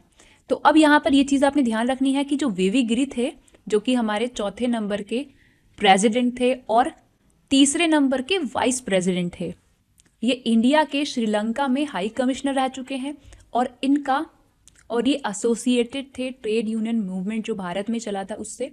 तो ये चीज़ें आपने ध्यान रखनी है। अब इनके बाद आते हैं हमारे 5वें प्रेसिडेंट फखरुद्दीन अली अहमद।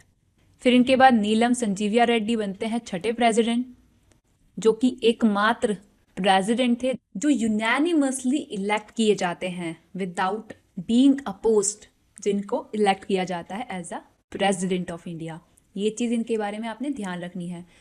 इसके बाद आपके इम्पॉर्टेंट आते हैं प्रेसिडेंट 11वें नंबर के, जो कि हैं एपीजे अब्दुल कलाम, जो तमिलनाडु से थे। फिर 12वीं जो प्रेसिडेंट है वो इम्पॉर्टेंट है क्योंकि वो पहली फीमेल थी जो एज अ प्रेसिडेंट इलेक्ट की गई थी, जो कि थी प्रतिभा पाटिल। अब 15वें नंबर की प्रेसिडेंट आपने ध्यान रखनी है, जो कि हैं द्रौपदी मुर्मू। ये उड़ीसा से हैं और पहली पर्सन है जो ट्रिबल कम्युनिटी से बिलोंग करती हैं और इंडिया की प्रेसिडेंट बनी हैं। प्रतिभा पाटिल के बाद दूसरी महिला है ये प्रेसिडेंट के रूप में इलेक्ट की गई। तो यहाँ पर आपके प्रेसिडेंट से संबंधित इंपॉर्टेंट पॉइंट्स हो गए हैं कवर। अब अगर हम बात करें गवर्नर की, तो गवर्नर के बारे में हमने काफ़ी सारी चीज़ें डिस्कस कर ली हैं। ये चीज़ आपको पता होनी चाहिए कि जो सरोजनी नायडू थी, ये पहली लेडी गवर्नर थी इंडिया में, स्टेट में, और बनी थी ये गवर्नर कहाँ पे? उत्तर प्रदेश में। और जैसे कि इनका बर्थडे आता है 13 फ़रवरी को, तो 13 फ़रवरी को मनाया जाता है विमेन डे के रूप में। अब हम यहाँ पर बात करेंगे वाइस प्रेसिडेंट के बारे में, उपराष्ट्रपति के बारे में, जो कि प्रेसिडेंट के बाद इंडिया की सेकंड हाईएस्ट डिग्नेटरी होती है। और इसके संबंध में इंडियन कॉन्स्टिट्यूशन में आर्टिकल 63 से लेकर 69 तक के प्रोविजन दिए गए हैं। तो सबसे पहले देखो, आपका आर्टिकल 63 सीधा सीधा ये चीज मैंडेटरी कर देता है कि इंडिया में एक वाइस प्रेसिडेंट होगा ही होगा। आर्टिकल 64 ये कहता है कि वाइस प्रेसिडेंट कौन होगा? वाइस प्रेसिडेंट होगा राज्यसभा का एक्स ऑफिशियो चेयरमैन, यानी कि जो राज्यसभा का चेयरमैन होता है, जो राज्यसभा का प्रिसाइडिंग ऑफिसर होता है, वो ही होता है क्या? Vice president. और वो कोई other office of profit hold नहीं करेगा। इसके अलावा आर्टिकल 64 में कहा गया है कि अगर किसी भी अवधि के दौरान, किसी भी पीरियड के लिए, अगर जो वाइस प्रेसिडेंट है, जिसको हम शॉर्ट में कहेंगे वीपी, अगर जो वीपी है वो एज अ प्रेसिडेंट एक्ट कर रहा है या प्रेसिडेंट के जो भी फंक्शंस हैं वो परफॉर्म कर रहा है, तो उस दौरान वो राज्यसभा के चेयरमैन के जो भी फंक्शंस होते हैं, जो ड्यूटीज होती हैं, उनको वो परफॉर्म नहीं करेगा। और ना ही राज्यसभा के चेयरमैन को जो दी जाती है तनख्वाह, जो अलाउंसेस वगैरह दिया जाता है अंडर आर्टिकल 97, उसके लिए वो एंटाइटल नहीं होगा। वो एंटाइटल होगा किसके लिए? उस सैलरी और उस अलाउंस के लिए जो दी जाती है प्रेसिडेंट को, क्योंकि वो प्रेसिडेंट की तरह एक्ट कर रहा है, तो ऑब्वियस सी बात है कि उसको प्रेसिडेंट वाली सैलरी और अलाउंसेस वगैरह दिए जाएंगे उस दौरान जब वो एक्ट करेगा एज अ प्रेसिडेंट।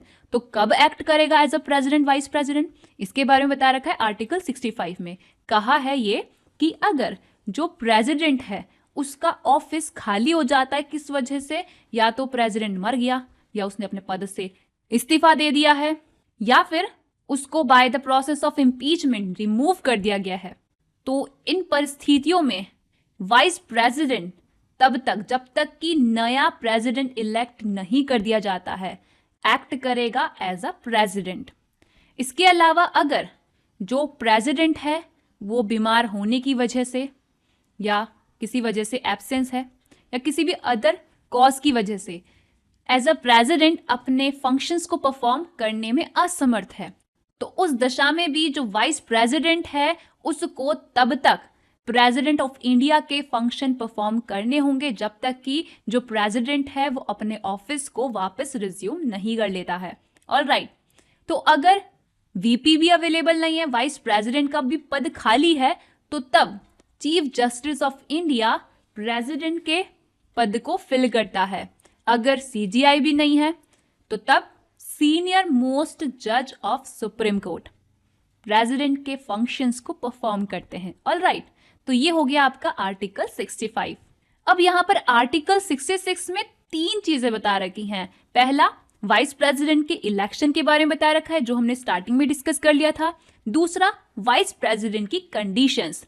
कहा है ये कि वाइस प्रेसिडेंट मेंबर नहीं होना चाहिए, ना ही राज्यसभा का, ना ही लोकसभा का, ना ही किसी भी स्टेट के लेजिस्लेचर का। अगर वो है तो तब जब वो एज अ वाइस प्रेसिडेंट के ऑफिस में एंटर हुआ, तब से जहां का भी वो मेंबर था वहां से उसका पद हो जाएगा खाली। ऑलराइट, तीसरी चीज आर्टिकल 66 में बता रखी है वाइस प्रेसिडेंट की क्वालिफिकेशन, जो बिल्कुल सिमिलर है प्रेसिडेंट ऑफ इंडिया के। डिफरेंस ये है कि प्रेसिडेंट जो है वो लोकसभा के मेंबर के रूप में इलेक्ट होने के लिए क्वालिफाई होना चाहिए, बट यहाँ पर वीपी के लिए ये चीज है कि ये राज्यसभा के मेंबर में इलेक्ट होने की क्वालिफिकेशन रखता होना चाहिए। तो जो वीपी है वो इंडिया का सिटीजन होना चाहिए, 35 ईयर्स से ज्यादा की एज उसकी होनी चाहिए, या तो 35 होनी चाहिए, 35 से ज्यादा होनी चाहिए, और साथ ही वो कोई other office of profit hold नहीं करना चाहिए।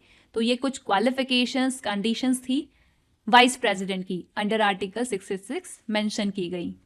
अब यहाँ पर आर्टिकल 67 में वीपी का टर्म बता रखा है। वीपी का जो टेन्यूर होता है, जो टर्म होता है, वो होता है 5 ईयर्स का। जिस दिन वीपी ऑफिस में एंटर होता है एज अ वाइस प्रेसिडेंट, उस दिन से ये 5 साल तक वीपी के ऑफिस को होल्ड करता है।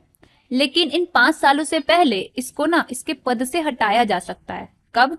पहला तो तब जब ये खुद ही राइटिंग में प्रेसिडेंट को अपना रेजिग्नेशन दे देता है।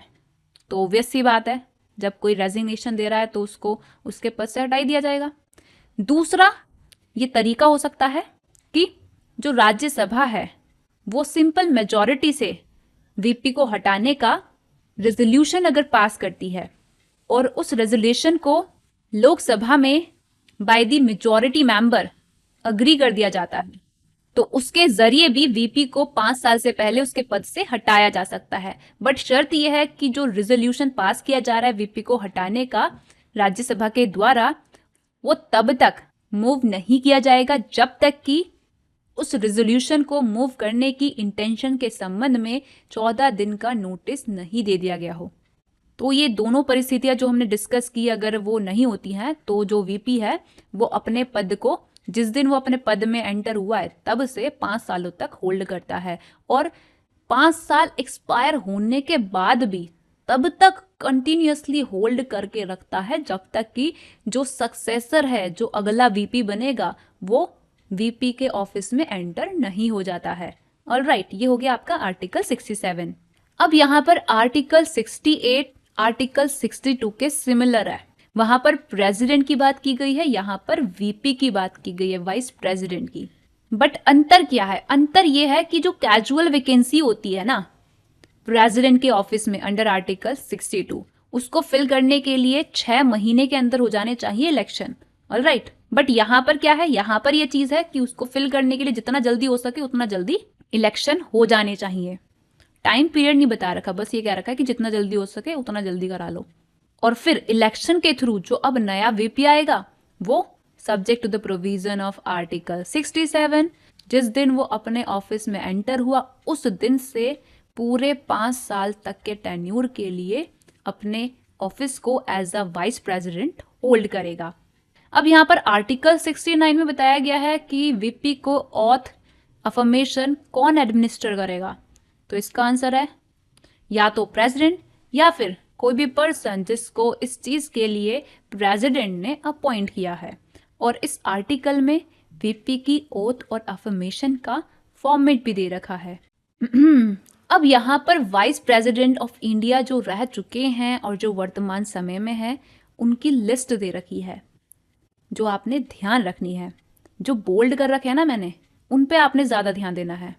तो देखो, सबसे पहले बनते हैं सर्वपल्ली राधाकृष्णन, हमारे इंडिया के पहले वाइस प्रेसिडेंट, और ये लगातार 2 बार वाइस प्रेसिडेंट बनते हैं इंडिया के। फिर इनके बाद जाकिर हुसैन बनते हैं अगले वाइस प्रेसिडेंट, और जो आपके सर्वपल्ली राधाकृष्णन हैं ये बन जाते हैं प्रेसिडेंट। अब जाकिर हुसैन राधाकृष्णन के बाद बन जाते हैं अगले प्रेसिडेंट ऑफ इंडिया, और जब प्रेसिडेंट बनते हैं जाकिर हुसैन तो ड्यूरिंग हिज ऑफिस इनकी हो जाती है डेथ। तो अब यहाँ पर एज अ एक्टिंग प्रेसिडेंट जो अगले तीसरे नंबर के वाइस प्रेसिडेंट थे वीवी गिरी, इनको इलेक्ट किया जाता है। तो ये जो वीवी गिरी थे ये तीसरे वाइस प्रेसिडेंट थे और चौथे प्रेसिडेंट थे इंडिया के। अब होता यह है कि वीवी गिरी के जो इलेक्शन है उनको लेकर चल जाता है डिस्प्यूट सुप्रीम कोर्ट में। तो अब मामला सुप्रीम कोर्ट में है, प्रेसिडेंट का पद खाली है, तो प्रेसिडेंट के पद को फिल करने के लिए chief justice of India M Hidayatullah as a acting president चुने जाते हैं। फिर बाद में होता यह है कि जो वीवी गिरी के इलेक्शन है वो सुप्रीम कोर्ट अपहेल्ड करती है और फिर वापस वीवी गिरी बन जाते हैं president of India. All right, तो ध्यान रखना है ये कि जो वीवी गिरी थे ये तीसरे नंबर के वाइस प्रेसिडेंट थे और चौथे नंबर के प्रेसिडेंट ऑफ इंडिया थे। वीवी गिरी के बाद अब अगले वाइस प्रेसिडेंट बनते हैं गोपाल स्वरूप पाठक। इनके बाद आते हैं बीडी जट्टी। तो बीडी जट्टी जो वाइस प्रेसिडेंट थे, इनके टाइम पर होती ये चीज़ है कि दूसरे मुस्लिम प्रेसिडेंट ऑफ इंडिया जो बने थे फखरुद्दीन अली अहमद, ये during his tenure of president मर जाते हैं। अब प्रेसिडेंट का पद हो गया खाली, तो as a acting president BD Jatti president के ऑफिस को एज्यूम करते हैं। अब यहाँ पर बीडी जट्टी के बाद अगले वाइस प्रेसिडेंट बनता है एम हिदायतुल्लाह। तो इनके बारे में ये चीज़ आपने ध्यान रखनी है कि ये चीफ जस्टिस ऑफ इंडिया भी रह चुके हैं, प्रेसिडेंट भी बन चुके हैं, वाइस प्रेसिडेंट भी बन चुके हैं। ऑल राइट, इनके बाद आर वेंकटरमन वाइस प्रेसिडेंट बनते हैं और बाद में ये बनते हैं इंडिया के प्रेसिडेंट। फिर शंकर दयाल शर्मा वाइस प्रेसिडेंट बनते हैं, बाद में बनते हैं इंडिया के प्रेसिडेंट। फिर के आर नारायण ये बनते हैं वाइस प्रेसिडेंट और बाद में बन जाते हैं इंडिया के प्रेसिडेंट। और चाइना में ये एम्बेसडर भी रह चुके होते हैं इंडिया के, और ये पहले दलित प्रेसिडेंट थे इंडिया के आर नारायण के बाद अगले वाइस प्रेसिडेंट बनते हैं कृष्णकांत, फिर इनके बाद भैरव सिंह शेखावत, फिर मोहम्मद हामिद अंसारी और फिर वेंकैया नायडू एंड प्रेजेंटली जगदीप धनखड़। तो ये लिस्ट है हमारे इंडिया के वाइस प्रेसिडेंट की। जो बोल्ड कर रखे हैं वो आपने अच्छे से ध्यान रखने हैं। अब हम बात करेंगे काउंसिल ऑफ मिनिस्टर के बारे में, जिसको हिंदी में कहते हैं मंत्री परिषद। तो यूनियन की भी मंत्री परिषद होती है और स्टेट की भी मंत्री परिषद होती है। यूनियन की जो मंत्री परिषद होती है उसके बारे में आर्टिकल 74 एंड 75 दे रखे हैं। राज्य की जो मंत्री परिषद होती है उसके संबंध में आर्टिकल 163 एंड 164 दे रखे हैं। तो सबसे पहले यूनियन की मंत्री परिषद के बारे में आर्टिकल 74 कहता है कि जो हमारा राष्ट्रपति होता है ना, उसको एड एंड एडवाइस करने के लिए एक मंत्री परिषद होगी, एक काउंसिल ऑफ मिनिस्टर्स होगी, ताकि जो प्रेसिडेंट है वो अपने फंक्शन को एक्सरसाइज कर सके। इसीलिए उसको एड और एडवाइस करने के लिए एक मंत्री परिषद होगी, और उस मंत्री परिषद का जो हेड है वो होगा प्राइम मिनिस्टर। इसका मतलब क्या? इसका मतलब तो सीधा सीधा यही है कि जो रियल हेड होता है ना एग्जीक्यूटिव का, वो होता है प्राइम मिनिस्टर।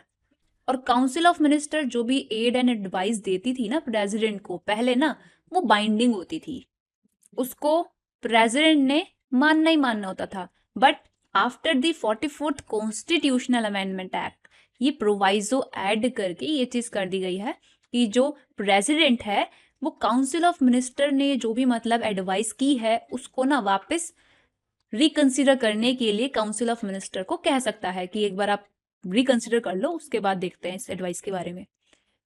अब यहाँ पर काउंसिल ऑफ मिनिस्टर अगर रिकंसिडर कर लेती है और फिर एडवाइस देती है प्रेसिडेंट को, तो तब वो एडवाइस के अकॉर्डिंग प्रेसिडेंट को चलना ही चलना पड़ता है। वहीं दूसरी तरफ जो स्टेट में काउंसिल ऑफ मिनिस्टर होती है उसके बारे में आर्टिकल 163 कहता है कि गवर्नर ताकि अपने फंक्शन को एक्सरसाइज कर सके, इसीलिए गवर्नर को एड एंड एडवाइस करने के लिए क्या होगी, एक काउंसिल ऑफ मिनिस्टर्स होगी, एक मंत्री परिषद होगी। बट कुछ ऐसे फंक्शन होते हैं जो गवर्नर को रिक्वायर किया गया होता है कि वो अपने डिस्क्रिशन के अनुसार उन पर्टिकुलर फंक्शन को परफॉर्म कर सकता है। तो ऐसे केसेस में जो काउंसिल ऑफ मिनिस्टर है उसकी एड एंड एडवाइस लेने की जरूरत नहीं है गवर्नर को। जैसे कि कौन कौन से ऐसे फंक्शन हो सकते हैं जिसमें गवर्नर अपना डिस्क्रिशन इस्तेमाल कर सकता है। फॉर एग्जाम्पल, जो गवर्नर है वो गवर्नमेंट को बोल सकता है कि स्टेट लेजिस्लेटिव असेंबली में वो अपनी मेजॉरिटी को प्रूव करे। इसके अलावा जो चीफ मिनिस्टर होता है, जैसे कि वो काउंसिल ऑफ मिनिस्टर का हेड होता है, अगर वो लेजिस्लेटिव असेंबली में अपना कॉन्फिडेंस खो देता है तो जो गवर्नर है वो अपने डिस्क्रिशन के अनुसार चीफ मिनिस्टर को टर्मिनेट कर सकता है। इसके अलावा आर्टिकल 200 के तहत बिल के संबंध में जो 4 अल्टरनेटिव हमने डिस्कस किए थे वो भी गवर्नर के डिस्क्रिशन पर आधारित होता है कि कौन सा अल्टरनेटिव गवर्नर ने किसी पर्टिकुलर बिल के संबंध में चूज करना है। इसके अलावा गवर्नर अपने डिस्क्रिशन के अनुसार आर्टिकल 356 के तहत उन सिचुएशन के बारे में जो इस तरह की स्टेट में अराइज हो रखी हैं, जिससे मतलब ये स्थिति पैदा हो रही है कि जो स्टेट गवर्नमेंट है वो कॉन्स्टिट्यूशन के प्रोविजन के अकॉर्डिंग नहीं चल सकती है। तो इस बारे में रिपोर्ट करना होता है गवर्नर ने प्रेसिडेंट को।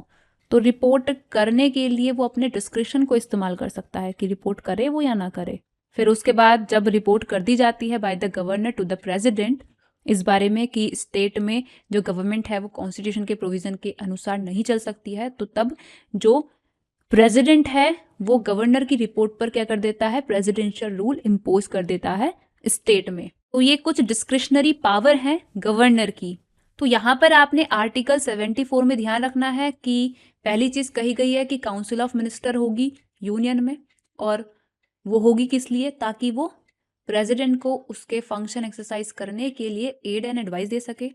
और इस तरह से जो काउंसिल ऑफ मिनिस्टर होगी उसका हेड होगा प्राइम मिनिस्टर। वही यहाँ पर जो काउंसिल ऑफ मिनिस्टर होती है स्टेट में वो होती है गवर्नर को एड एंड एडवाइस देने के लिए, और उसका हेड होता है चीफ मिनिस्टर।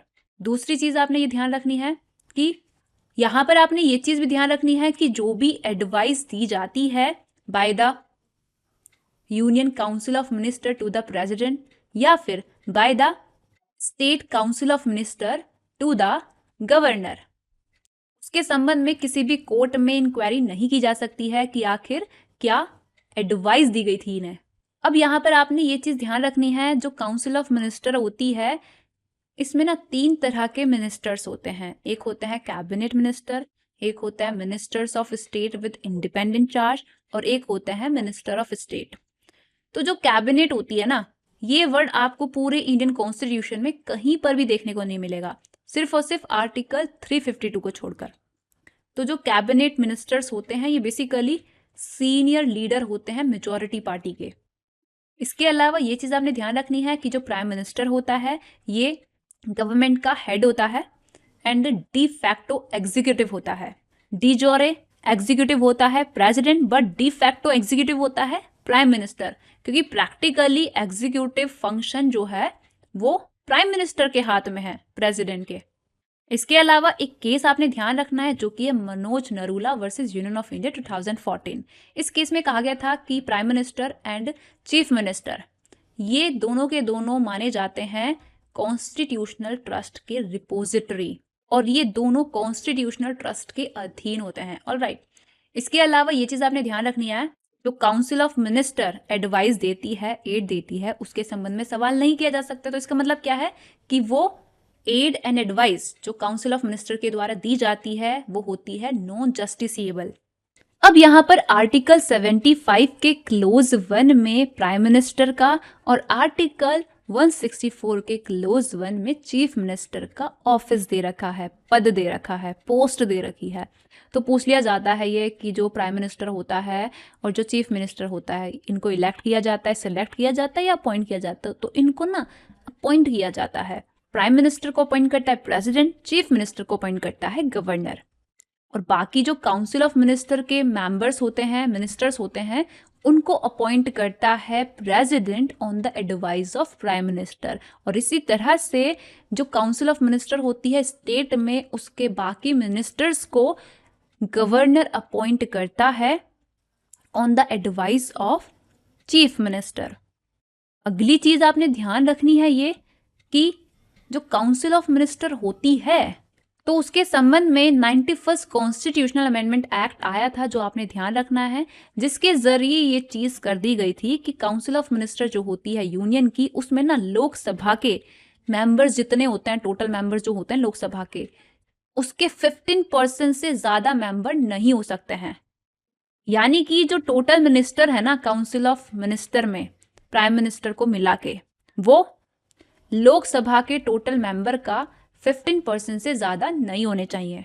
और सिमिलर चीज यहां पर भी है स्टेट की काउंसिल ऑफ मिनिस्टर में। मतलब ये कि लेजिस्लेटिव असेंबली में जितने टोटल मेंबर होते हैं उनका 15% से ज्यादा हम काउंसिल ऑफ मिनिस्टर जो होती है ना स्टेट की, उसमें अपॉइंट नहीं कर सकते हम, मतलब प्रेसिडेंट। सेकंड क्लोज इंपॉर्टेंट है। सेकंड क्लोज ये कहता है कि जो मिनिस्टर होते हैं ना काउंसिल ऑफ मिनिस्टर के, ये अपने ऑफिस को होल्ड करते हैं during the pleasure of president.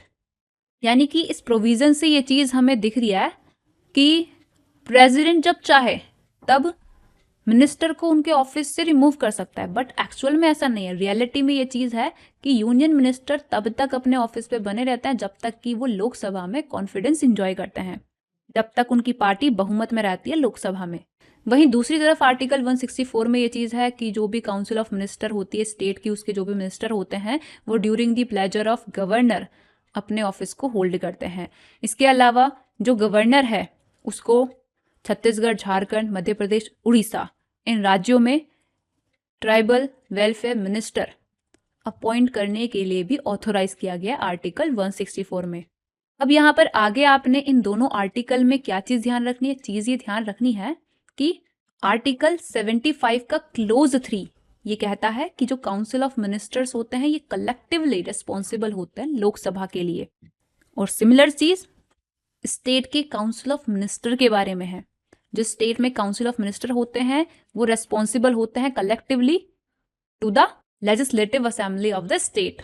और ये बात आर्टिकल 164 के क्लोज 2 में कही गई है और यहाँ पर आर्टिकल 75 के क्लोज 3 में कही गई है। तो ये सेपरेटली क्लोज भी पूछ लिया जाता है।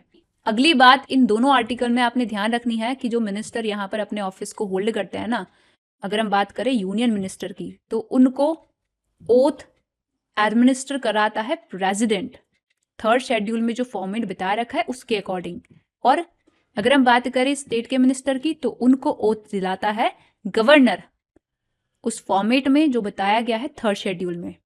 इसके बाद ये चीज आपने ध्यान रखनी है कि कोई भी पर्सन जो पार्लियामेंट के किसी भी हाउस का मेंबर नहीं है वो मैक्सिमम 6 कंसेक्यूटिव मंथ तक मिनिस्टर बना रह सकता है। लेकिन जैसे ही 6 महीने खत्म हो जाएंगे उसके बाद अगर उसको मिनिस्टर बना रहना है तो उसको किसी भी पार्लियामेंट के हाउस में इलेक्ट होना पड़ेगा।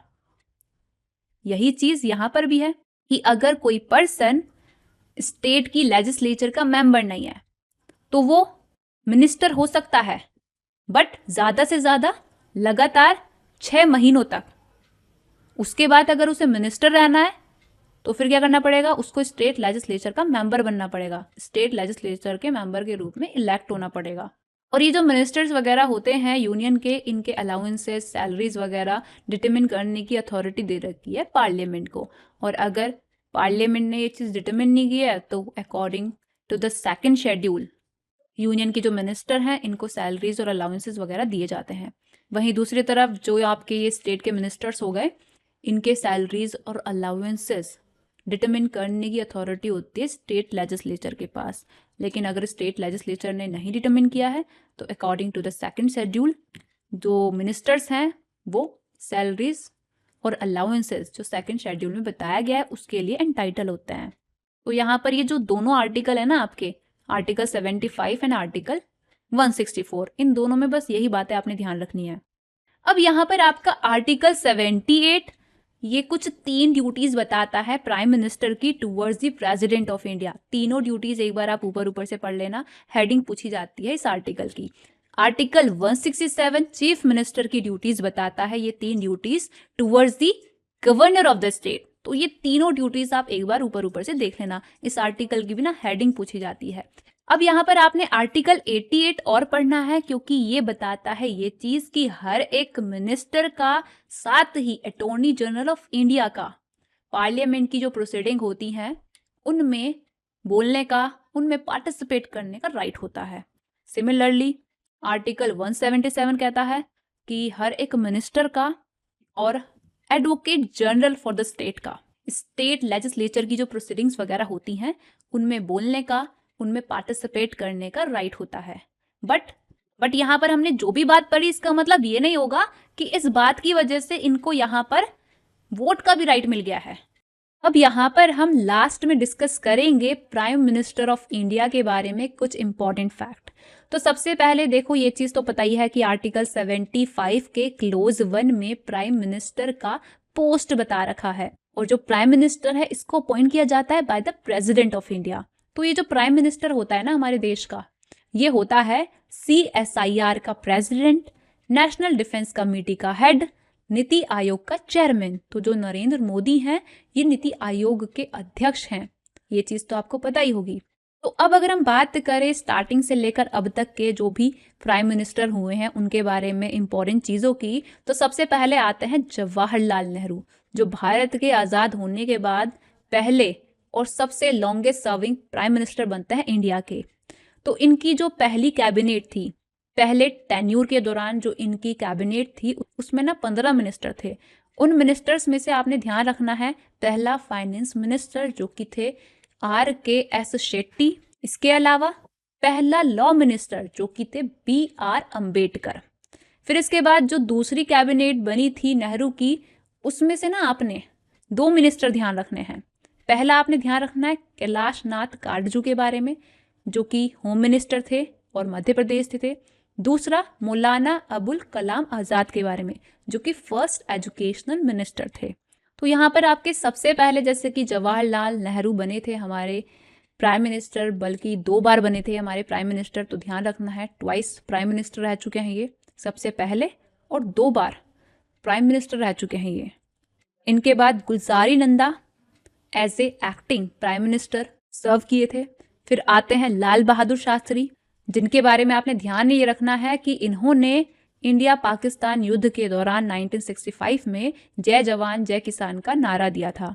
और ये हमारे ऐसे प्राइम मिनिस्टर थे जिनकी इंडिया के बाहर डेथ हुई थी। अब डेथ हो गई थी इनकी, तो अब यहाँ पर एक्टिंग प्राइम मिनिस्टर बने थे फिर से कौन, गुलजारी नंदा। तो इस तरह से गुलजारी लाल नंदा जो हैं ये 2 बार एक्टिंग PM की तरह सर्व कर चुके हैं। फिर इनके बाद आती हैं हमारी इंदिरा गांधी, जो पहली फीमेल प्राइम मिनिस्टर बनती हैं इंडिया की। फिर इंदिरा गांधी के बाद मोरारजी देसाई आते हैं, जो सबसे ओल्डेस्ट PM होते हैं हमारे इंडिया के, 81 ईयर्स के, और अपने पद से इस्तीफा दे देते हैं ये। तो पहले प्राइम मिनिस्टर हो गए ये जिन्होंने अपने पद से इस्तीफा दिया था। फिर इनके बाद आते हैं चरण सिंह, जो कभी भी during his tenure of prime minister parliament को अटेंड नहीं किए थे। ये चीज़ पूछी जाती है इनके बारे में एग्जाम में। फिर चरण सिंह के बाद फिर से इंदिरा गांधी दूसरी बार प्राइम मिनिस्टर बनती हैं इंडिया की। फिर यहाँ पर इंदिरा गांधी के बाद राजीव गांधी आते हैं, जो यंगेस्ट PM बनते हैं इंडिया के, मात्र 40 वर्ष की आयु में PM बनते हैं इंडिया के। फिर VP सिंह आते हैं, जो फर्स्ट PM होते हैं जिनके अगेंस्ट नो कॉन्फिडेंस मोशन होता है पास। VP सिंह के बाद आता है चंद्रशेखर, जिनके बारे में आपने ध्यान रखना है ये कि पहले ये ऐसे प्राइम मिनिस्टर थे जो प्राइम मिनिस्टर बनने से पहले किसी भी राज्य के चीफ मिनिस्टर नहीं रहे, और ड्यूरिंग हिज प्राइम मिनिस्टरशिप ये लोकसभा के मेंबर रहे थे। चंद्रशेखर के बाद आते हैं PV नरसिम्हा राव, जिनके बारे में आपने ध्यान रखना है कि इन्होंने अनाउंस किया था new economic policy of liberalisation, privatisation and globalisation. फिर इसके बाद अटल बिहारी वाजपेयी शॉर्टेस्ट टेन्यूर के लिए PM बनते हैं। फिर बीच में HDD गोडा बनते हैं प्राइम मिनिस्टर। फिर इनके बाद इंदर कुमार गुजराल बनते हैं, और फिर दोबारा से गैप के बाद अटल बिहारी वाजपेयी प्राइम मिनिस्टर बनते हैं।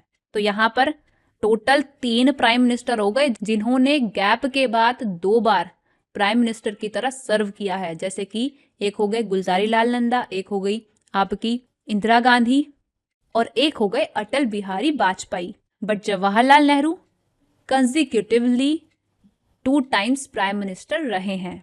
फिर यहाँ पर अटल बिहारी वाजपेयी के बाद अगले प्राइम मिनिस्टर बनते हैं मनमोहन सिंह, जो कि former finance minister of India भी रह चुके थे, चेयरपर्सन भी रह चुके थे फाइनेंस कमीशन के, और IMF में इंडिया के रिप्रेजेंटेटिव भी रह चुके थे। और अब यहाँ पर आते हैं हमारे लास्ट वाले प्राइम मिनिस्टर नरेंद्र मोदी। 2014 से अभी तक ये इंडिया के हैं हमारे प्राइम मिनिस्टर। तो आज की वीडियो में आपका एग्जीक्यूटिव वाला पार्ट होता है कंप्लीट। अगली वीडियो में हम लेजिस्लेटिव ऑर्गन जो है ना गवर्नमेंट के, यूनियन गवर्नमेंट के, स्टेट गवर्नमेंट के, दोनों के बारे में डिटेल में डिस्कस करेंगे। आपको ये वीडियो कैसा लगा मुझे कमेंट करके बताइएगा। कहीं पर भी कोई डाउट है तो आप कमेंट सेक्शन में पूछ सकते हैं। इंडियन कॉन्स्टिट्यूशन का अगर आपको PDF परचेज करना है तो उसको परचेज करने के लिए या तो आप मुझे मेल कर सकते हैं या फिर मेरी टेलीग्राम ID पर मुझे मैसेज कर सकते हैं। दोनों ही मैंने डिस्क्रिप्शन में डाल दी है। तो आज की वीडियो के लिए बस इतना ही। मिलते हैं इंडियन कॉन्स्टिट्यूशन की अगले वीडियो में।